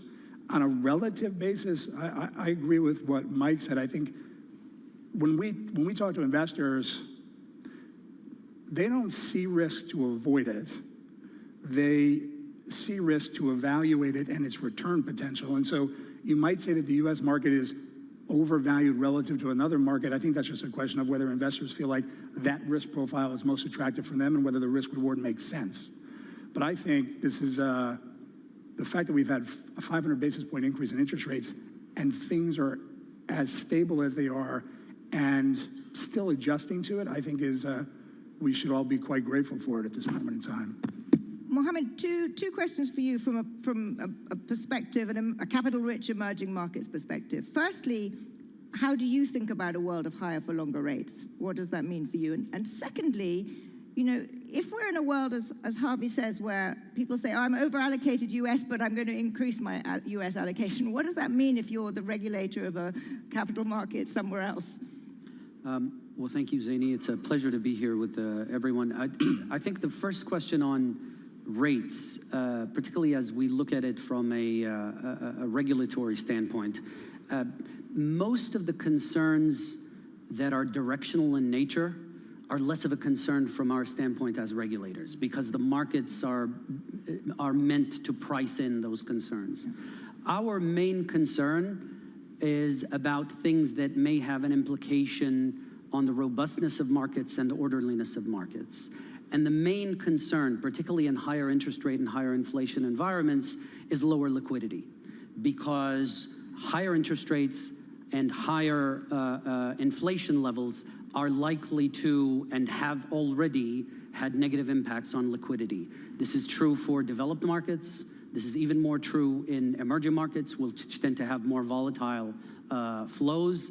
And if this extends over a period of time, the concern is, what is the effect on price formation? What is the likely extent on orderliness of markets? Now, from our standpoint in Saudi Arabia, having been a country that has historically had very high levels of liquidity, this is not a concern because the higher interest rate environment is allowing us to essentially converge with the rest of the world. However, if we project forward, given expectations of things in the country like Vision 2030, like $3 trillion of investment, building in new sectors, and in some respects, building in new cities, I think the need of liquidity is much higher than it has been at any time in the past. So I'm going to come back to the liquidity point because I think that also fits in very, very much with another structural shift I want to talk about, which is the rise of private markets. But Ron, just let's turn to you and your sense, first of valuations, but secondly, of this notion that capital allocation is seems to be secularly increasing towards the US. And what does that mean for the way markets function? Well, first of all, on valuations, I think you have to look beyond the indices, which are cap-weighted, and the Mag 7, which is just an immense part of all that. And we can go into the rationale for that. There's this bet on AI, which is probably a reasonable bet to make. But if you look on an equal-weighted basis, right, the markets are not, in my mind, overvalued. Right, there's an awful lot of opportunity out here, which I think is what Jane was getting at. So. Sure, if you're going to just buy the index, you may think that there's too much there, and it is overly influenced by the Mag 7. But I would urge everybody to look beyond that. Why I think Kristalina has given us the reason why so much has actually come to the U.S. We had a major economic and financial shock with the pandemic. We saw the unraveling of supply chains. I mean, there was moments there where there was really uncertain as to over what time period economies would recover. And the U.S. just recovered very, very rapidly relative to most. Kristalina talked about the repair of supply chains, which wasn't apparent that was going to get done so quickly. So I think part of what you're seeing is just a bet on the ongoing endurance of the American economy. But I also wouldn't leave aside what's going on in the rest of the world. I mean, we talk a lot about, as China's represented a lot of growth over the last 20, 30 years. What's going to make up for that? Well, there's two countries I would point to. One is India and one is Saudi. Right, if you think about the enormous kind of investment that's going into these economies and the opportunity that's going to be created by that. So it's not just about the U.S. and where the U.S. is in terms of, is it the only place to be? I think that you're seeing other opportunities for capital to be deployed, and I expect you'll start to see that.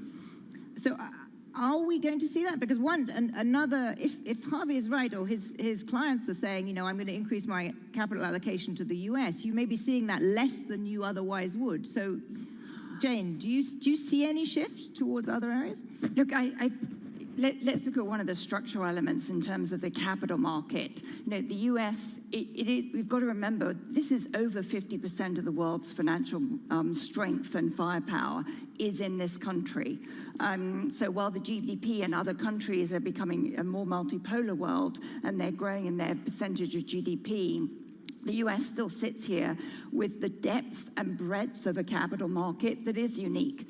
You look at Saudi, huge amount of work there to build in terms of the reforms, build out the derivative market, securitization, et cetera, and bring that liquidity to bear, as Mohammed talks about. All very important work. It doesn't happen overnight. It takes time. Look at Europe. I think the big missed opportunity in Europe was a European capital market union. And as a result, you just don't have the depth of liquidity and capital market that you have in the States. So I think that advantage that Kristalina was talking about the dollar, also reflected in the scale and depth of capital market here, the structural advantage. It's going to take time for the rest of the world to build that out. It will happen, but that will lag the economics. There is something a bit, interesting. I was about to say a bit weird, but I guess it's interesting that in a fragmenting world, you have, it seems that the US is the big winner, and the big winner certainly in financial market terms. And Mike, do you think that is a sort of speculative? We can have all these costs that Kristalina talked about that come from a fragmenting world, but actually in terms of investment opportunities and capital markets and so forth, the US is where it's at. If you did two things in the last 15 years, you were very successful. If you own the S&P 500 and you own the US dollar. Yeah. The S&P 500 annualized over 15 years at 15% return, which is super high. MSCI ex-US was about 7 or 8%. So you did twice as well by owning the S&P 500 and having a dollar asset.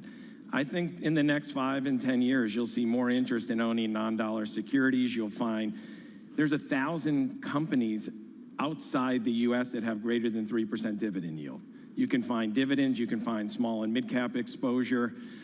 So I think also the term, when you think of geography, you have to be a little bit more, all of us, more mindful that the country of listing is less important necessarily.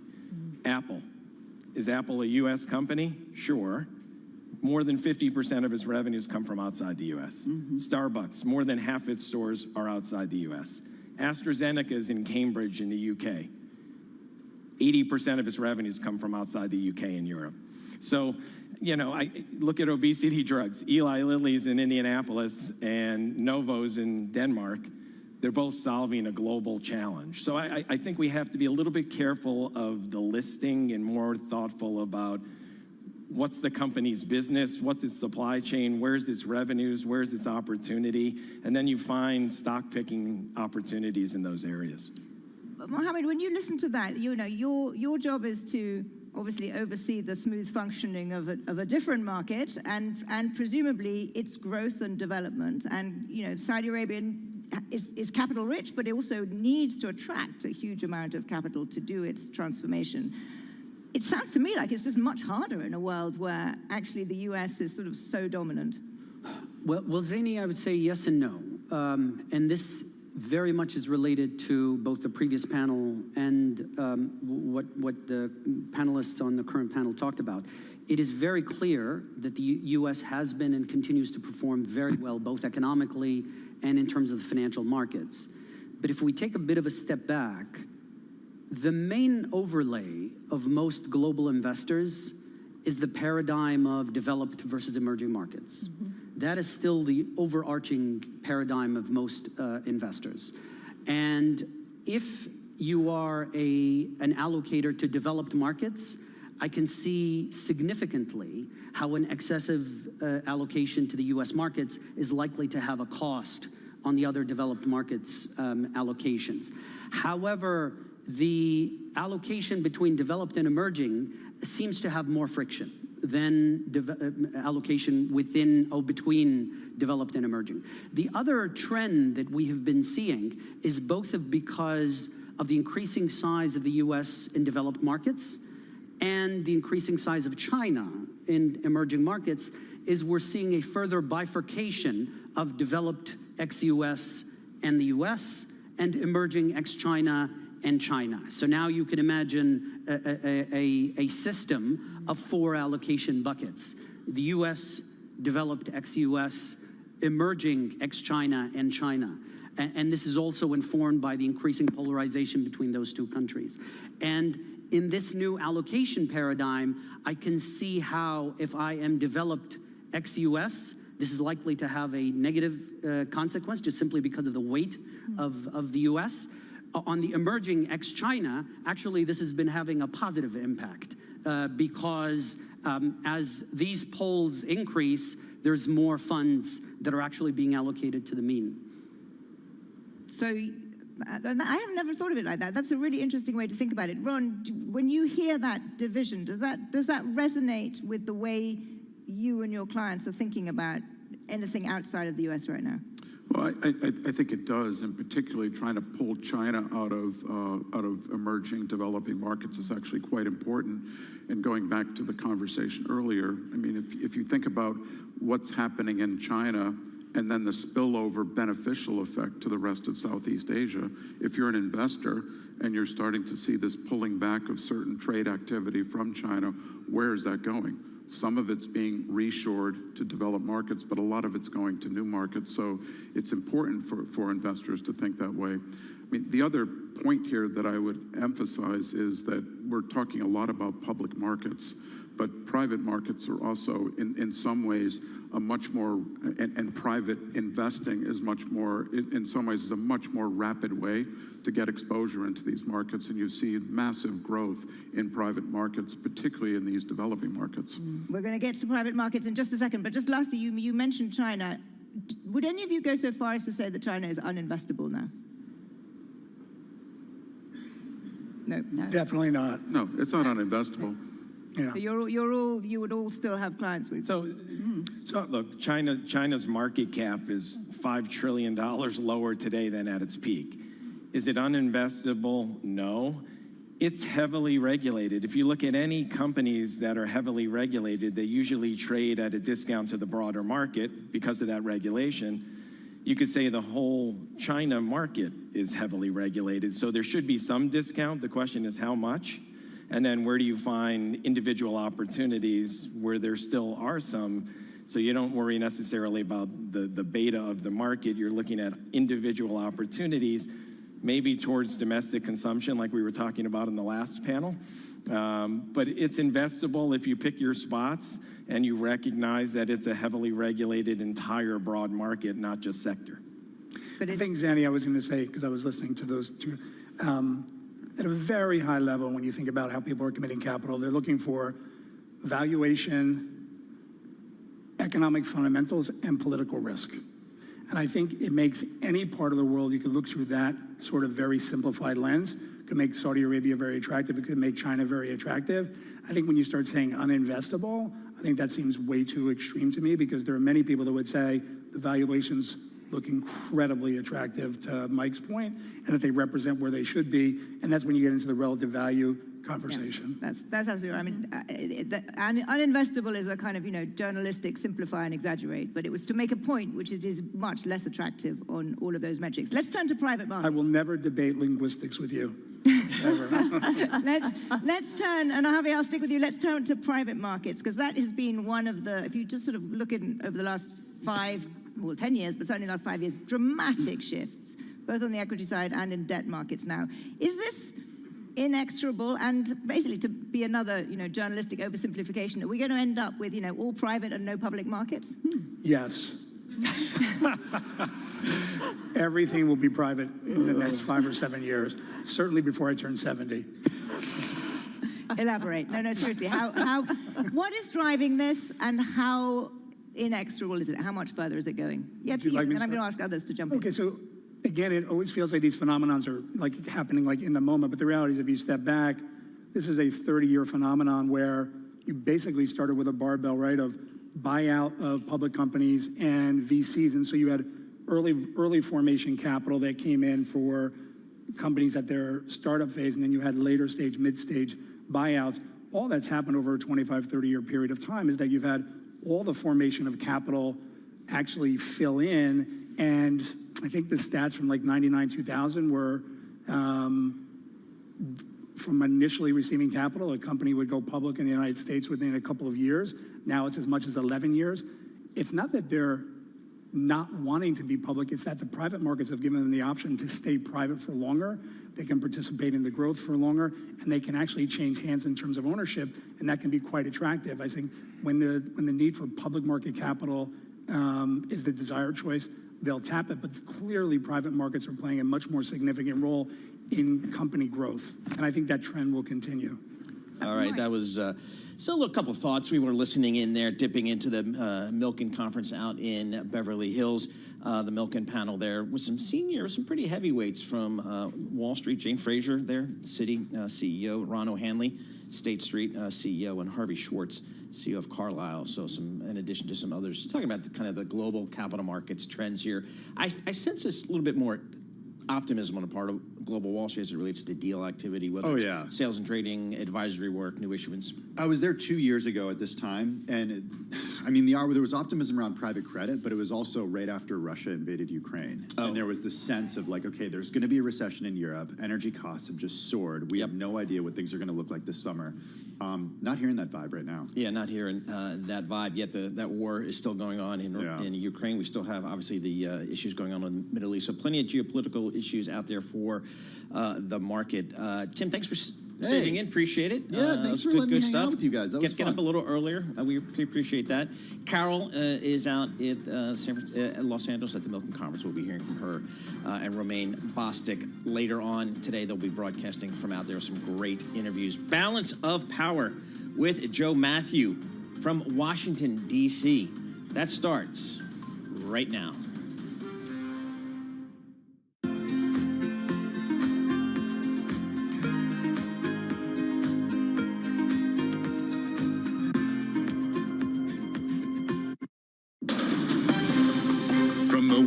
Politics to the world of business. This is Balance of Power.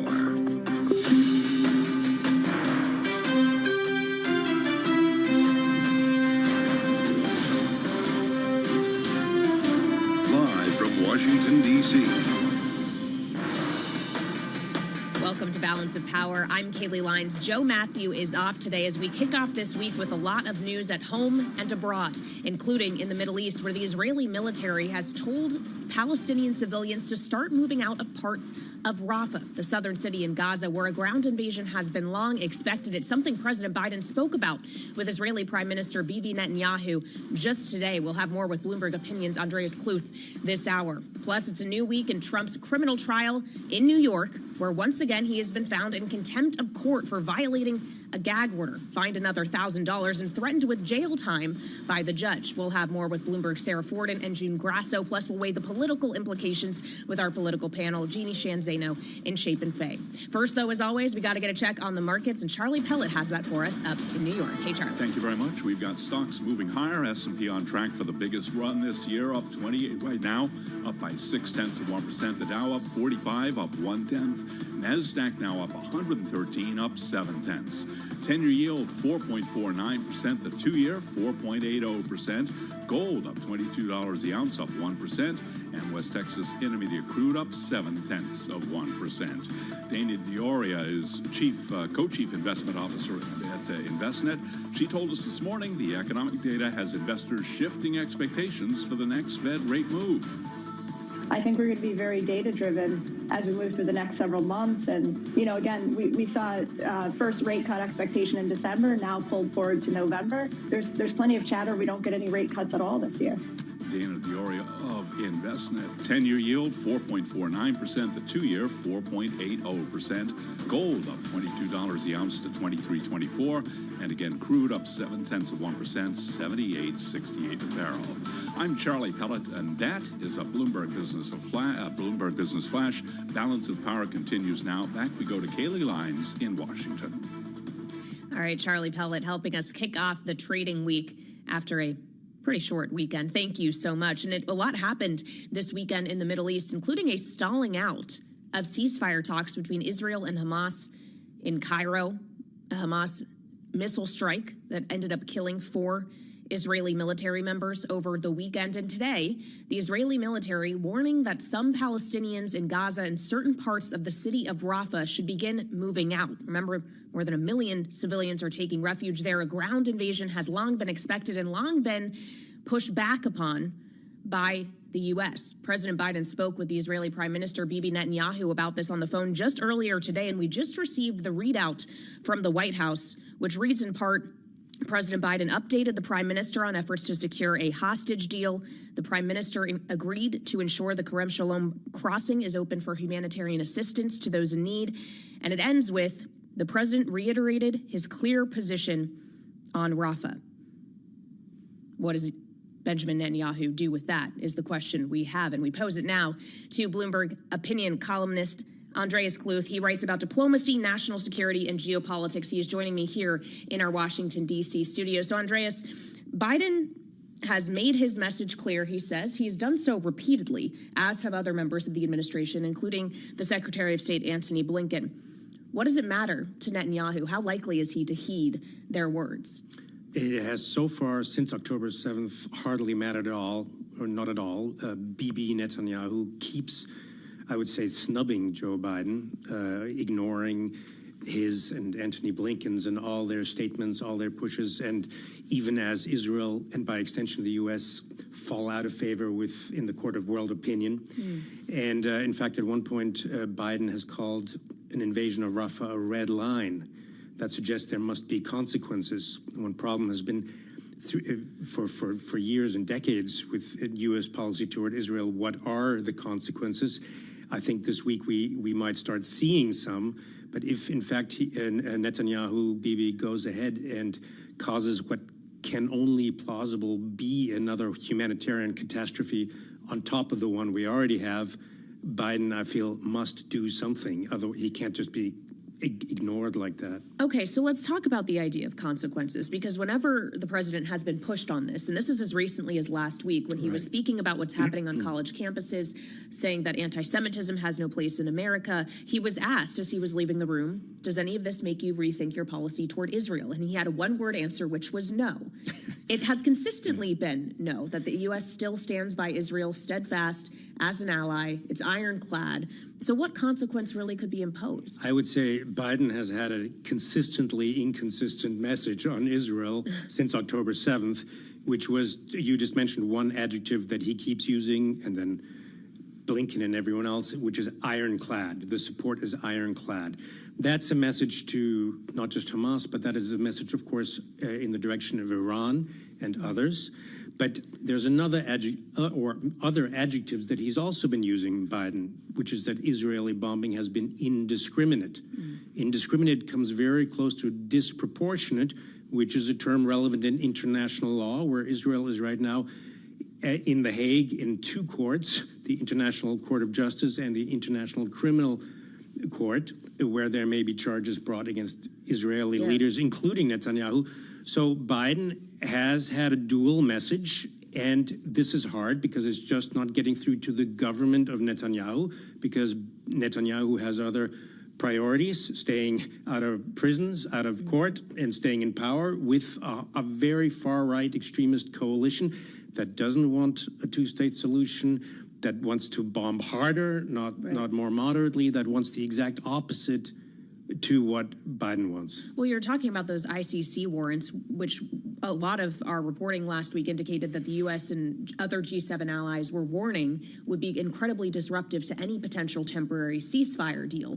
That hasn't happened. The warrants have not been issued, and yet it seems that those ceasefire negotiations already have run into a bit of a roadblock. The real issue, it seems, is that Hamas wants this to be permanent and Israel does not, perhaps for some of the very reasons you were just talking about. Is that a gap that can be closed if one side just wants something temporary and the other side wants something permanent? Clearly you have very different circumstances and incentives that each side is pursuing. Well, there's different things. The criminal court, that's one thing, and international law, including what the U.S. should do if charges come.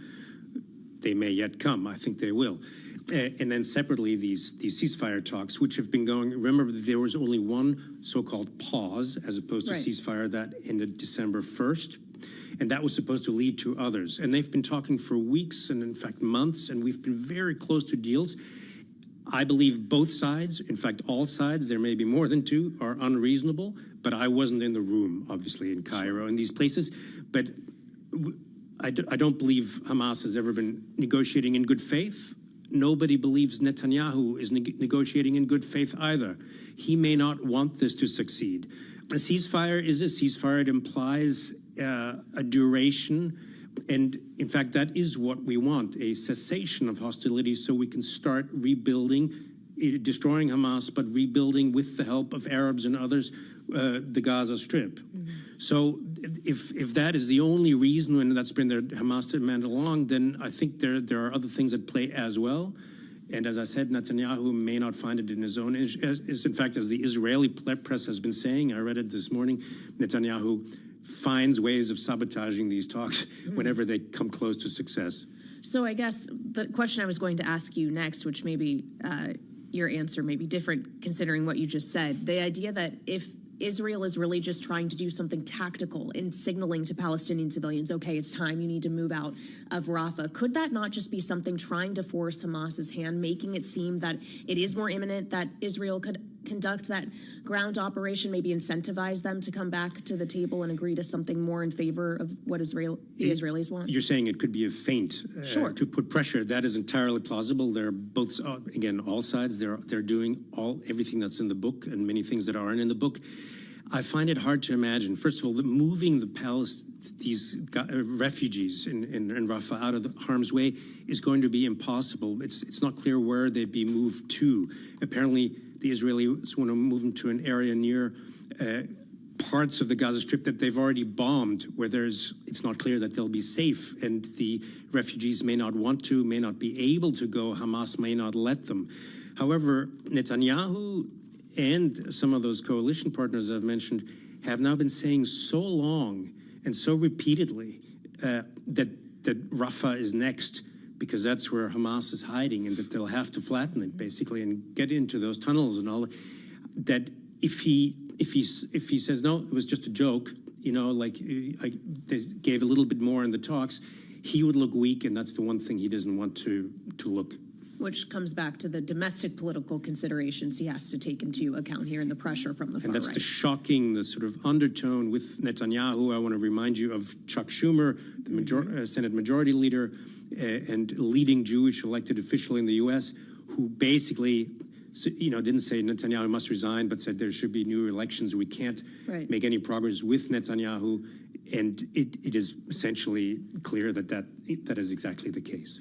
So as you raised Chuck Schumer, it kind of once again comes back to this question of the U.S. can talk a lot and have a lot of criticism, but ultimately if it's still backing Israel, still sending Israel military assistance, then what's it all worth? We did have reporting over the weekend, though, from Axios about munitions that were supposed to be sent from Israel being frozen. Yes. Is that to you a signal of something else that Yes. could be coming? Yes.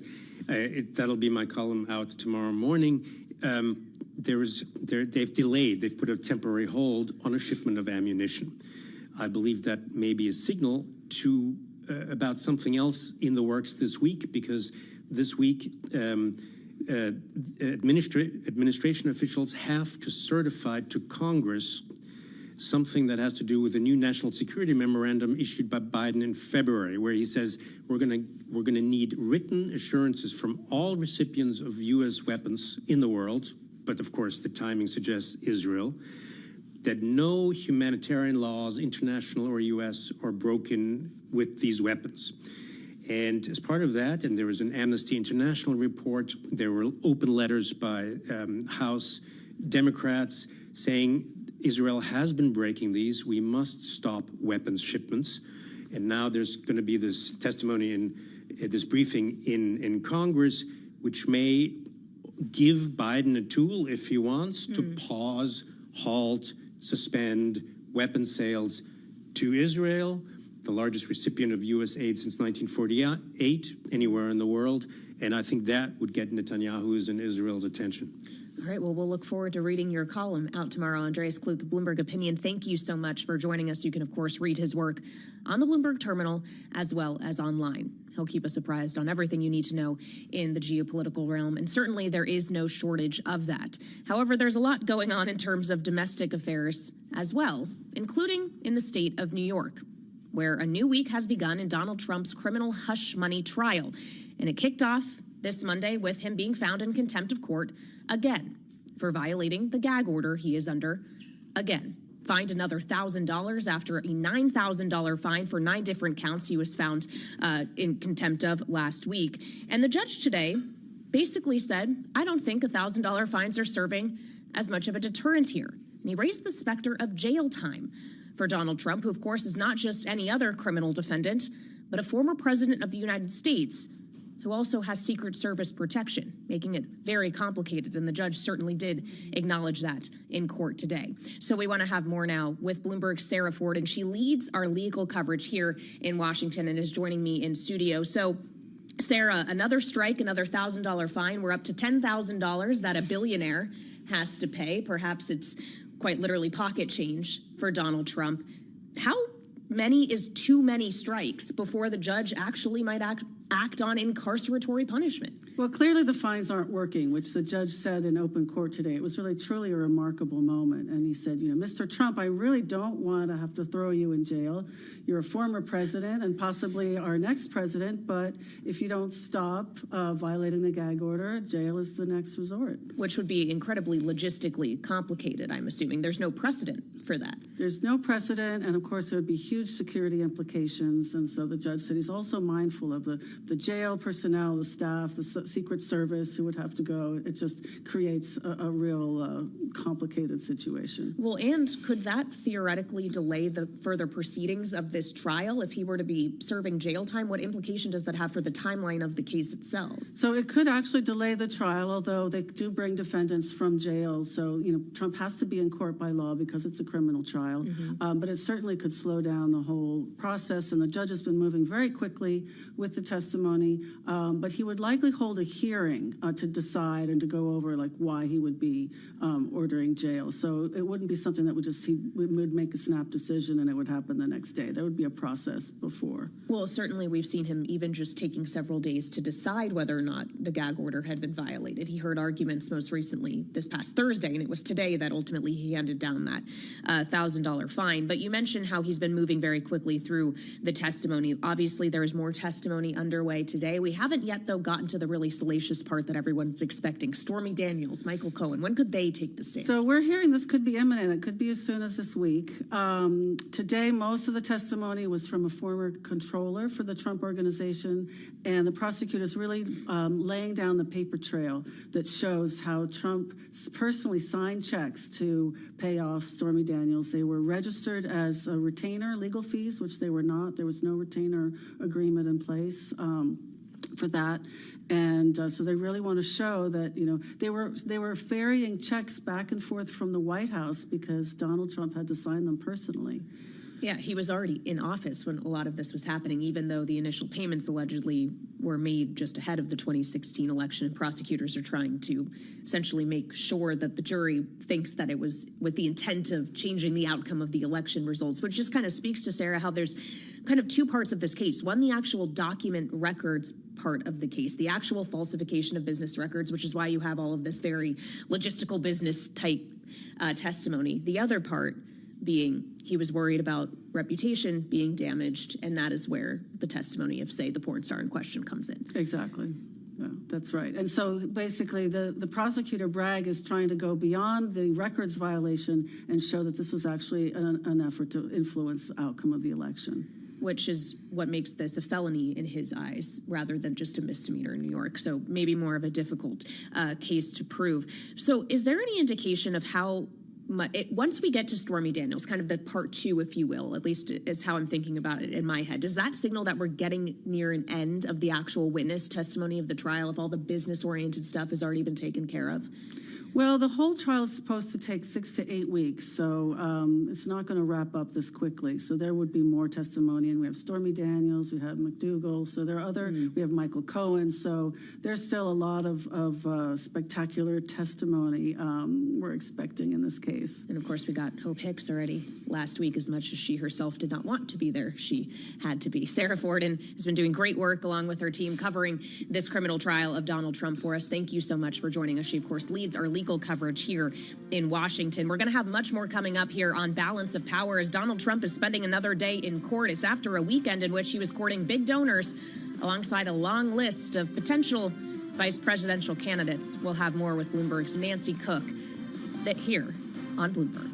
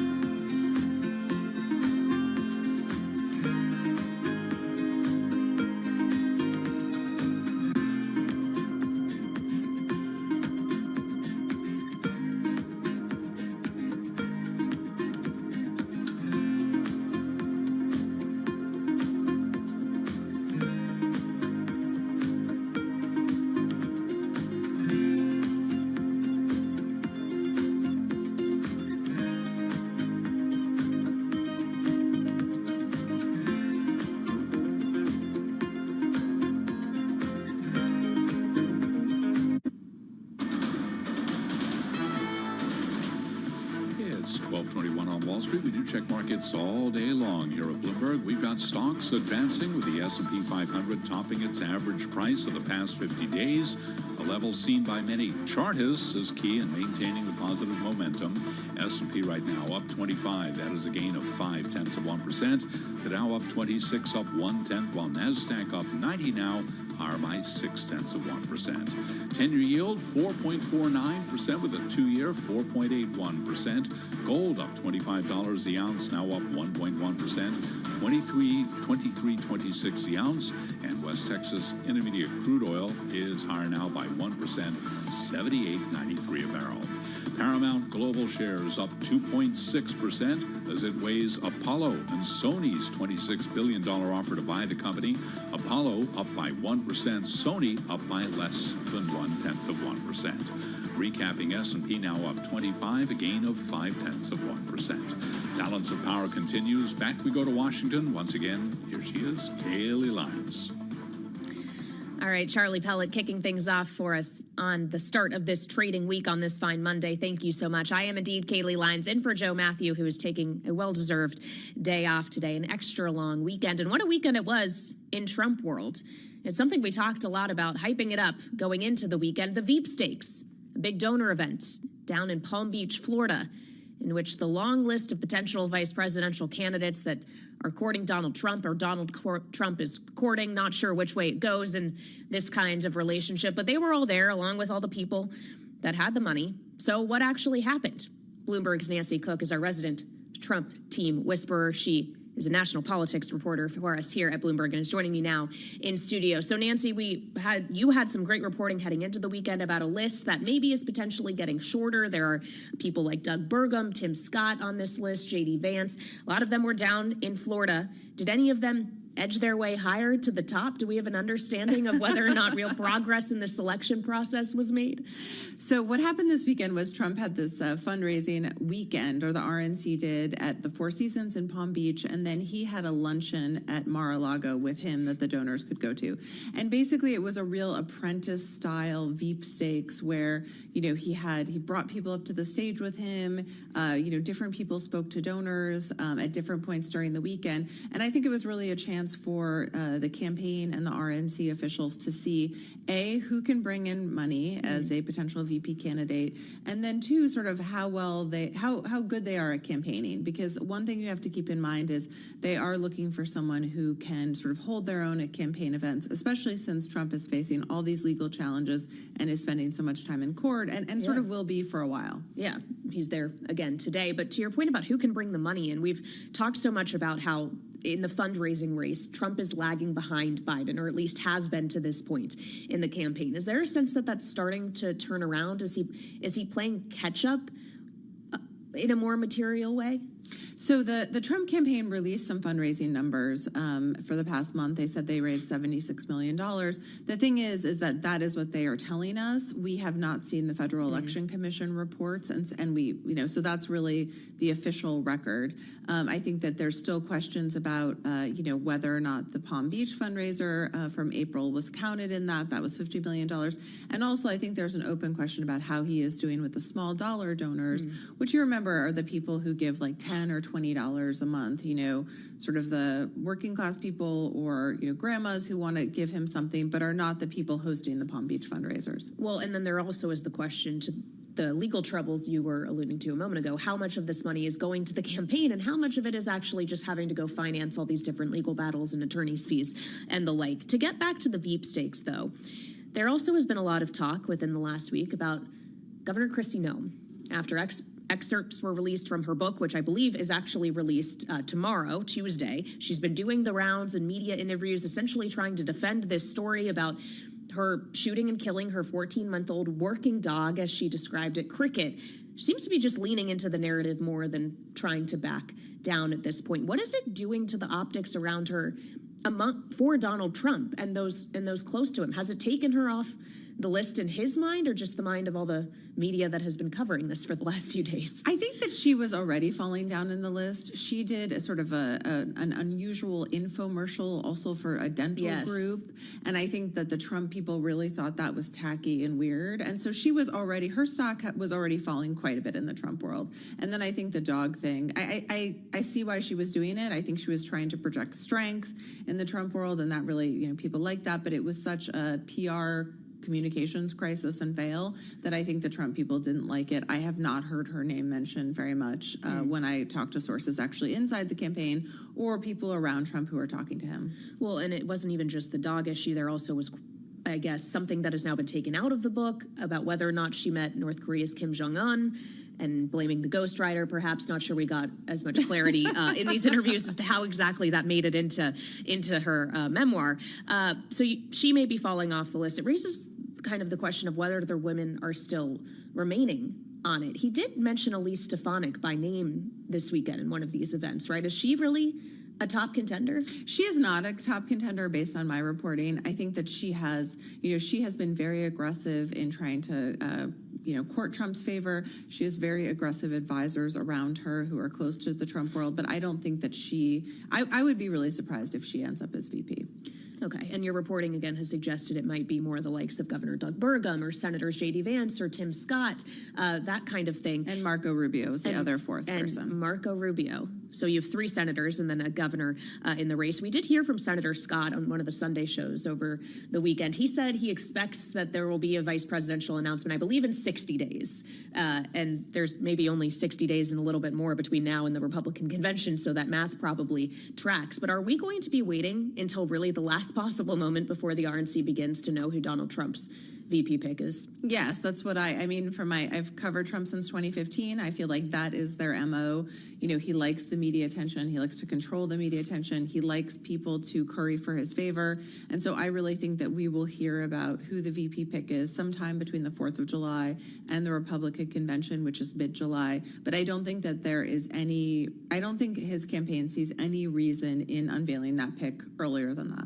Just keep the drama going for as long as possible. Leave everyone in suspense, I suppose. And in regard to Marco Rubio, because we had questions as well as to whether or not Byron Donalds or someone even like Governor Ron DeSantis, who was running against him in the primary, ultimately could end up the VP pick. The issue is Donald Trump now is a resident of Florida. These individuals are also from Florida. How do you get around that if you're Marco Rubio or the Trump campaign looking at Marco Rubio as a potential selection? I think that what they would try to do would be to push the legal boundaries of what is possible there and have Rubio declare residency elsewhere, even if it's for a short period of time. When I was making calls about the VP story last week, that is, sort of a nascent plan that some people were talking about. So, we'll have to see. I do think Rubio is interested in the job and would say yes if asked, and that's definitely something that I'm keeping in mind. You have to remember the Trump campaign is doing really well with Hispanic voters, and he's a Cuban American. He speaks Spanish. That could be a real asset to the Trump campaign, at campaign events. Yeah, and it's so funny to consider that this is someone that Donald Trump used to call Little Marco, when Marco Rubio was also someone who was competing against Trump 2 election cycles ago. And so how is their what is the nature of their relationship, knowing it used to be adversarial to the point where he was one of those who had been nicknamed by Donald Trump to now potentially being someone who's going to run alongside him? I think that Senator Rubio has done a lot to try to sort of mend that relationship. He has given Trump a lot of advice. He sits on the Senate Foreign Affairs Committee. He has given him a lot of advice, particularly as it relates to, Cuban American issues, a lot of foreign policy advice. He has tried to really steer Trump. He had a fair amount of influence with the national security strategy in the later half of the Trump years on this. And so I think that he has tried to prove that he's an asset and sort of cozy up to Trump, despite the nicknames in the 2016 campaign. But that's kind of what happens with a lot of people, right? It's like, Trump can turn on them, and then they can spend a lot of time trying to get back in Trump's good graces. We've seen that with a bunch of people. We've seen that with Steve Bannon. Sure. He went after Ron DeSantis. They just met in Florida. Yeah. This is sort of a trend. If you want Trump support or you don't want the MAGA base to turn on you, you need to make nice with the former president. Yeah, another example that comes to mind, Congressman Tom Emmer, who basically had his bid to be House Speaker killed by Trump and then very shortly after endorsed Trump, and they've been getting closer by all appearances. We also heard something over the weekend from those working on the Trump campaign, according to people who were in the room for this donor event, that they are suggesting that the purple, if you will, states of Virginia and Minnesota could actually be in play based on the polling that they are looking at. Should we be widening our view of what are the swing states? Is there more of them than we thought, Nancy? I don't know about that. So Trump's top two campaign officials and his pollster gave a presentation to the RNC donors. And, they want to present a very rosy view. So they want to give the impression that they are expanding the map. They are playing in places where they haven't been competitive before.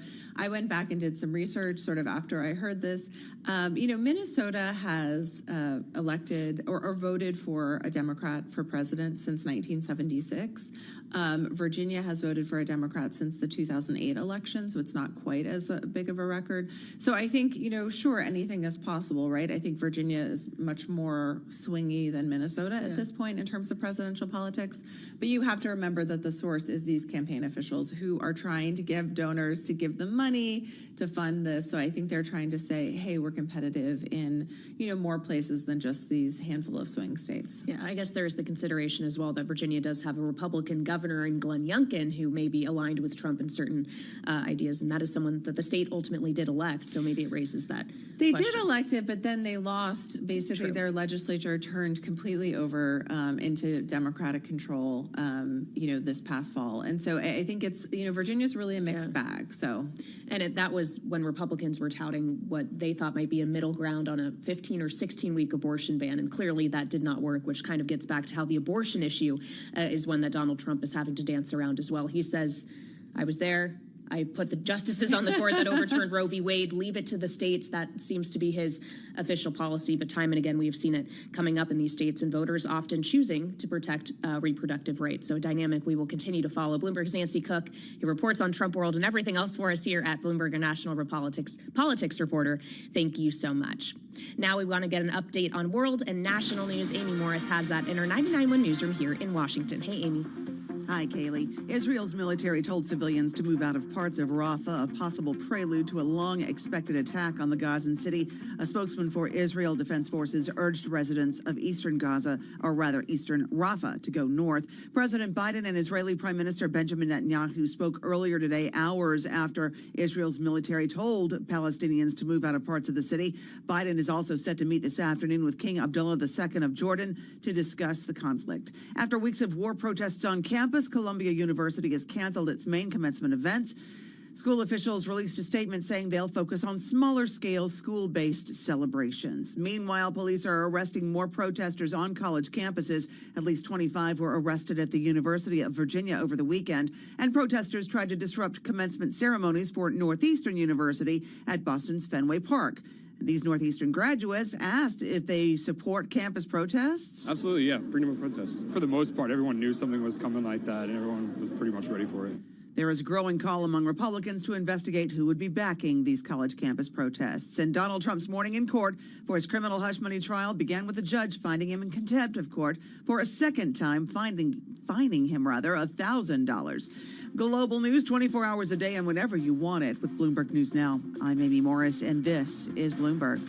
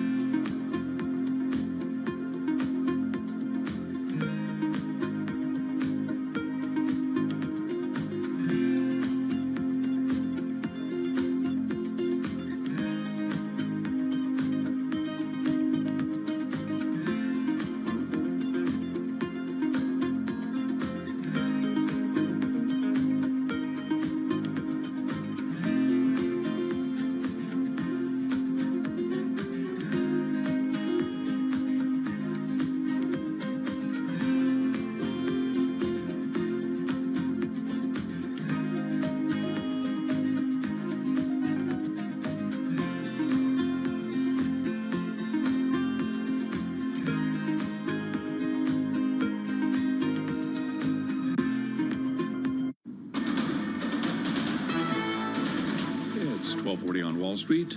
We do check markets all day long here at Bloomberg. We begin with headlines from the Bloomberg Professional Service. Hamas telling mediators it does agree to a ceasefire proposal. This according to Al Jazeera. Hamas says it agrees to a ceasefire proposal by Qatar and Egypt. Developing story. Again, those headlines from Al Jazeera. Headlines right now on the Bloomberg Professional Service. U.S. stocks on track for their best three-day rally of 2024, extending a rebound fueled by expectations. The Fed will be able to cut rates this year. S&P up 31 to 51.58, a gain of 0.6%. The Dow up 64, now up 0.2. NASDAQ up 112, up 0.7%. 10-year 4.50%. The 2-year 4.81%. We've got spot gold up $19 the ounce to $23.21, up 0.9, and West Texas Intermediate crude up 0.5%, 78.53 a barrel. As for the market backdrop, Stuart Kaiser is head of U.S. equity trading at Citigroup Global Markets, and he was interviewed this morning on Bloomberg Television. Look, given the degree of uncertainty out there, it's going to be hard to get people out of 5% cash, and partly because we just haven't seen 5% in a while, right? So people kind of need to get a little bit used to it. But, our view, as you know, has generally been that if you're growing earnings 10% plus, that you should have money in equity markets, and ultimately we do think that money will come out, but it's going to be slow and it's going to be a heavy lift to get money out of that 5% cash. Citigroup Stuart Kaiser speaking with our Manus Cranny. Again, recapping, stocks are higher. S&P right now up 31, a gain there of 0.6%. Balance of power continues. Back we go to Washington. Once again, here she is, Kaylee Lines.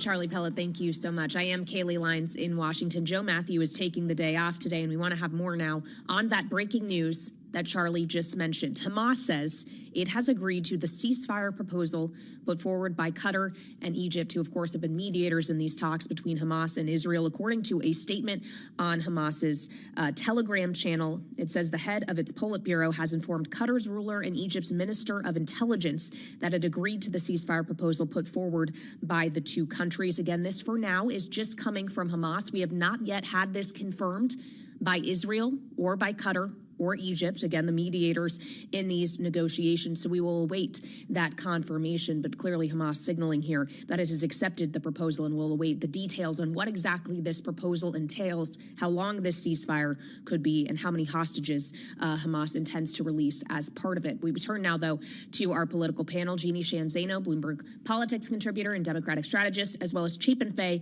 a Republican strategist today and managing director at Actum. Jeannie, just first to you as we await confirmation from one of the other parties involved, Egypt, Qatar, or Israel itself. How badly does President Biden need this to be confirmed, need this temporary ceasefire agreement to have been reached? Yeah, I mean, I am stunned to hear this news because we had been hearing, as you know better than I do, Kaylee, all morning that the talks were stalled. And now to hear that Hamas has accepted this, if that is indeed true. And again, I think we have to underscore this is a terrorist organization, very hard to take at face value what we hear sometimes or often. But if it is true, it would be an enormously important step forward because the sticking point has been the timing with Israel wanting a temporary ceasefire, say 6 weeks more or less, and of course Hamas wanting a more permanent ceasefire. So I think we have to wait and see what happens, but it would be very important, most immediately, of course, to those hostages and their families. I mean, that is, to me, the biggest issue. A temporary or permanent ceasefire would allow for them to come home. And I think that's the most important issue right now. And of course, to get food in to all the people suffering on the Gaza Strip. Absolutely. And again, this is just Hamas that is saying this for now. We are still awaiting confirmation from the other party to this agreement, which would be from Israel. We do not yet have that. Chapin, of course, this comes against a backdrop of not just an ongoing war between Israel and Hamas in Gaza, but increasingly contested nature here at home of political protests, pro-Palestinian protests on college campuses. Just today, we had Columbia University up in New York saying that they will not be holding their main commencement address event, rather just smaller ones because of the protests we have seen on that campus and others. Would a ceasefire agreement go far enough to quell that kind of discord that we are seeing here domestically over that issue, especially when these protests have morphed from something that is just anti-war, pro-Palestinian, to, in some cases, anti-Zionist and anti-Semitic? Yeah, I mean, they certainly have morphed into something, I think, a little different than just protesting about this conflict. But I do think, if true, this is tremendous news. Hopefully hostages can go home, like you mentioned. But we'll have to see if, Israel confirms and the intermediary has confirmed that this is true. I do think President Biden needs this a great deal. I think he's desperate for it. I think the protests, so to speak, on campuses across the country are showing very quickly the difference between places like Columbia, which has been dealing with this for weeks and, giving into every demand that they can give into, and then now they have to cancel graduation. If I was a parent there, I'd be pretty upset at the significant investment I had put into that college on behalf of my children, or people who are, taking on loans to pay for this, and they can't even graduate because some students want to call for the murder of other students. So I do think Joe Biden needs the ceasefire politically here at home a great deal. I think that it is transcending party, but the Republicans are typically a little bit more unified on this, and I think there's a huge fracture right now for Joe Biden, and if everything went away peacefully and with a nice bow on it, it will be great for him heading into the fall. If this keeps going and it keeps happening on college campuses, I think he's got a real problem on his hands, because you are seeing that it's not just about peace protests. That's not what this is about anymore. Well, and of course, this news, as we await confirmation from Israel that a ceasefire agreement has been reached, Jeannie, comes on the eve of a big speech that President Biden is planning to give tomorrow on anti-Semitism, on Holocaust Remembrance Day. He'll be on Capitol Hill tomorrow to give that address. How could the tenor of those remarks change, if at all, based on these developments we're seeing today? Yeah, and I'm so glad you mentioned Holocaust Remembrance Day, because it is important for all of us to pay a remembrance, and the president is going to do so tomorrow. They are billing this as a major speech, and of course it is, because the president sort of made some remarks to the press a few days ago before the weekend, but it was, I think, really more of a holdover until we hear a more full-throated statement from the president. And I think most important, what I'm waiting to hear is about U.S. policy, because this is truly about U.S. policy, our foreign policy vis-a-vis Israel. And the president is going to be hopefully speaking to that. He is hopefully going to be speaking out the way he has in the past against any form of anti-Semitism. And as Chapin was just talking about on college campuses, against any form of harassment or anything else dealing with a violent rhetoric. And of course, at the same time, protecting our very cherished right to speak. So it's a really difficult line for the president politically to walk. But again, I would just say, in my mind, this has a lot more to do with public policy, U.S. policy, than it does to do, hopefully, with politics. And I hope President Biden is going to, and I'm sure he's been working on it over the weekend, make that case tomorrow when he has this really important speech. Well, okay, so if this really is about policy and policy substance, Chapin, we have repeatedly heard from the White House that policy toward Israel has not changed. This is still an ironclad alliance, steadfast. When President Biden was asked last week, after giving remarks about what's happening on college campuses, whether policy toward Israel would change, he had a very clear answer, which was no. If there is a ceasefire agreement, does that reduce the incentive for the administration to ever change that policy around Israel, despite what political pressure still may be remaining? I think there will always be some political pressure, obviously much higher during a time of conflict. We have to take him at his word. I don't know that he is always acted like the strongest ally of Israel compared to, former presidents. But I do, we have to take him at his word, and we have to hope that the policy doesn't change. Though, like everything in foreign policy in America, there's gray areas, right? I mean, we discussed this the last time I was on with Jeannie.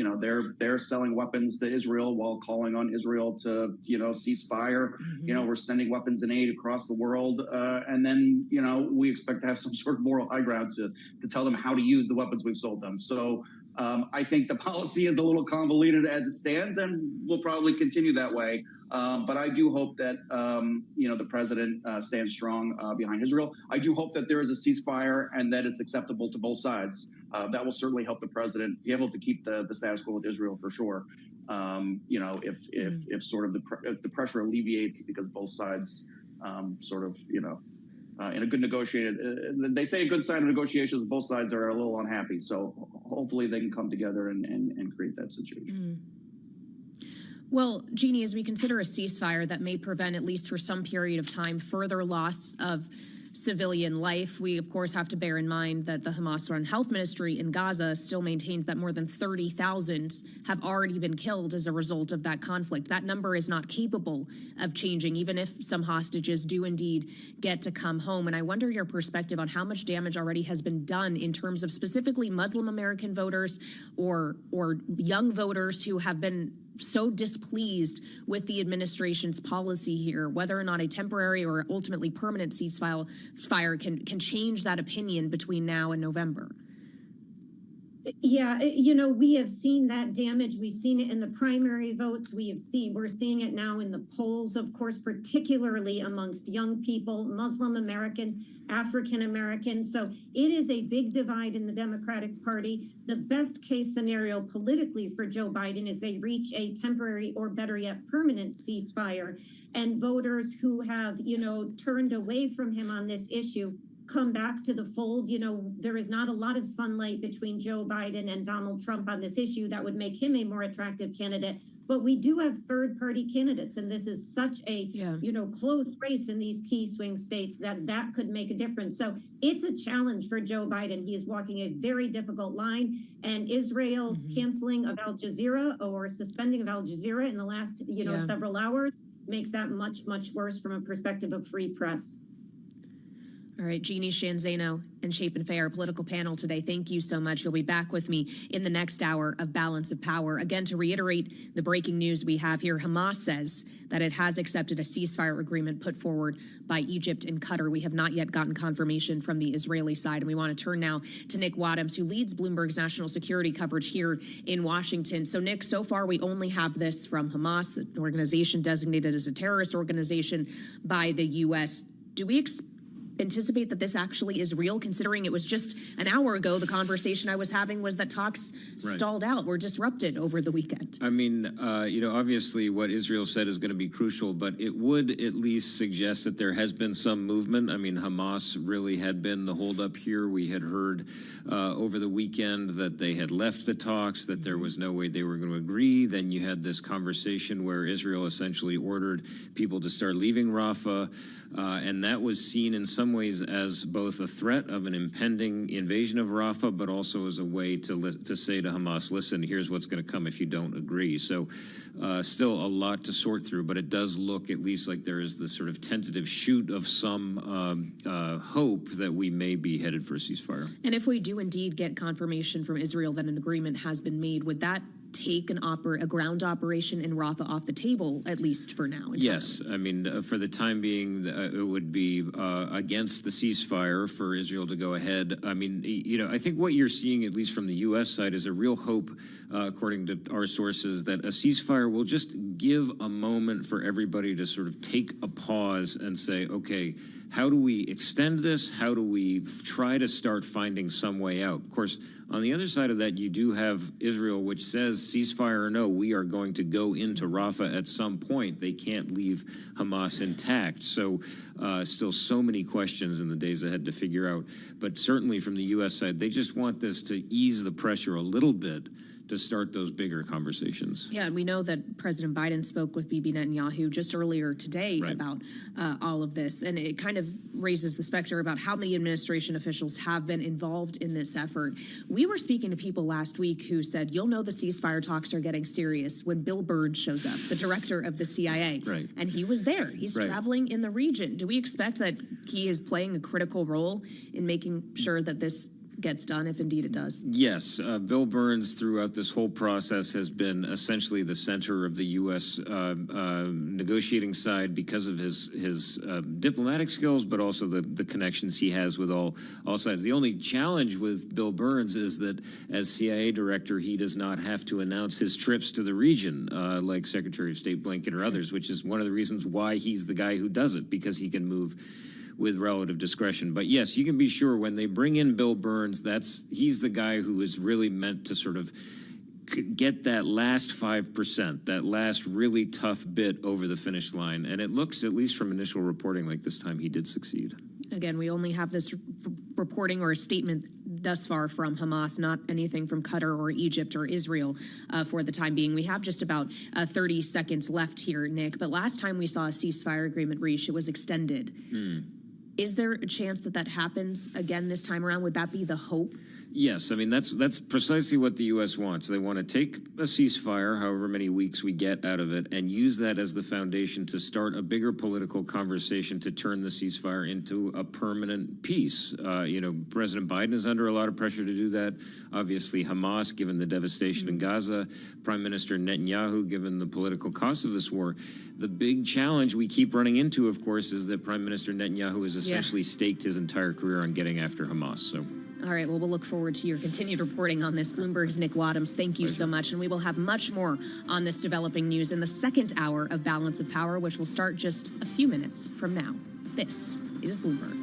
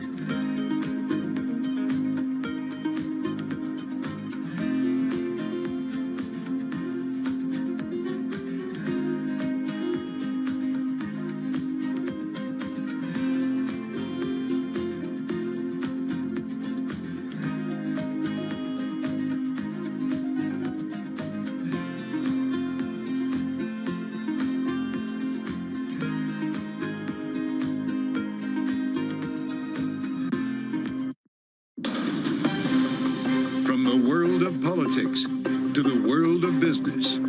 This is Balance of Power.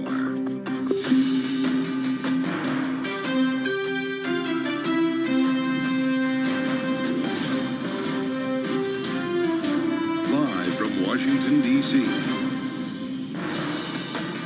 Welcome to Balance of Power on Bloomberg Television and Radio. I'm Kaylee Lyons in Washington, where we are covering breaking news this hour. Hamas says it has agreed to a ceasefire proposed by mediators Qatar and Egypt. We have yet to hear confirmation from Israel, but we'll have more this hour with even Aaron David Miller of the Carnegie Endowment for International Peace. Plus, Donald Trump is back in court in New York, found in contempt of court again over violating his gag order, fined another $1,000 and threatened with jail time. We'll have more with former federal prosecutor Josh Naftalis. Plus, our political panel, Jeannie Shanzano and Chapin Fay will be here to weigh in on the new polling we are getting in the 2024 presidential race. So a lot is ahead. First, though, as always, a check on the markets. And Charlie Pellet has that for us up in New York. Hey, Charlie. Thank you very much, Kaylee Lyons. Lots of moving parts in today's trading. Stocks on track for their best three-day rally of 2024. Extending a rebound fueled by expectations the Federal Reserve will be able to cut rates this year. Right now, the S&P up 35, 51.63, a gain of 0.7%. The Dow up 94, up 0.2. NASDAQ up 124, a gain of 0.8%. 10-year 4.48%. The 2-year 4.81%. Gold up 1%, 23.25 the ounce. West Texas Intermediate crude does remain higher, up 0.4%. But oil did pair gains after Hamas said it agreed to a ceasefire proposal by Qatar and Egypt, reducing crude's geopolitical risk premium. Again, WTI now up 0.3%, 78.38 a barrel. Federal Reserve Bank of Richmond President Thomas Barkin says he does expect high interest rates to slow the economy further and cool inflation to the central bank's 2% target. Shares of United States Steel, right now we've got that stock advancing by almost 3%. It was raised to overweight at Morgan Stanley based on prospects for transformational investments. Last week, U.S. Steel pushed back the expected time frame for completing its contentious $14.1 billion takeover by Nippon Steel to the second half of the year. Robinhood Markets has been formally warned by regulators that it may face an enforcement action tied to its cryptocurrency dealings. In a regulatory filing, the company said the so-called Wells notice from the SEC concerns Robinhood Crypto and its cryptocurrency listings, custody of cryptocurrencies, and also platform operations.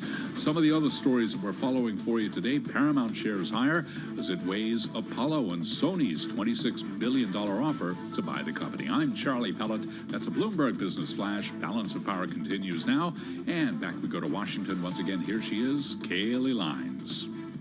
All right, Charlie Pellet in New York, thank you so much. Here in Washington, we are following the breaking news we got less than an hour ago from Hamas, which says that it has accepted a ceasefire proposal put forward by mediators Qatar and Egypt. Hamas says the head of its Politburo informed Qatar's prime minister and Egypt's minister of intelligence that it agreed to the proposal that was put forward by the two countries. This is according to a statement on the group's Telegram channel. We have yet, though, to hear from Israel as to whether or not they have in turn accepted, or from Qatar or Egypt for that matter. But of course, this follows a phone call that happened earlier today between President Biden and Israeli Prime Minister Bibi Netanyahu, in which they discussed not only the efforts towards a ceasefire, but also questions around Rafah and a potential invasion, which the U.S.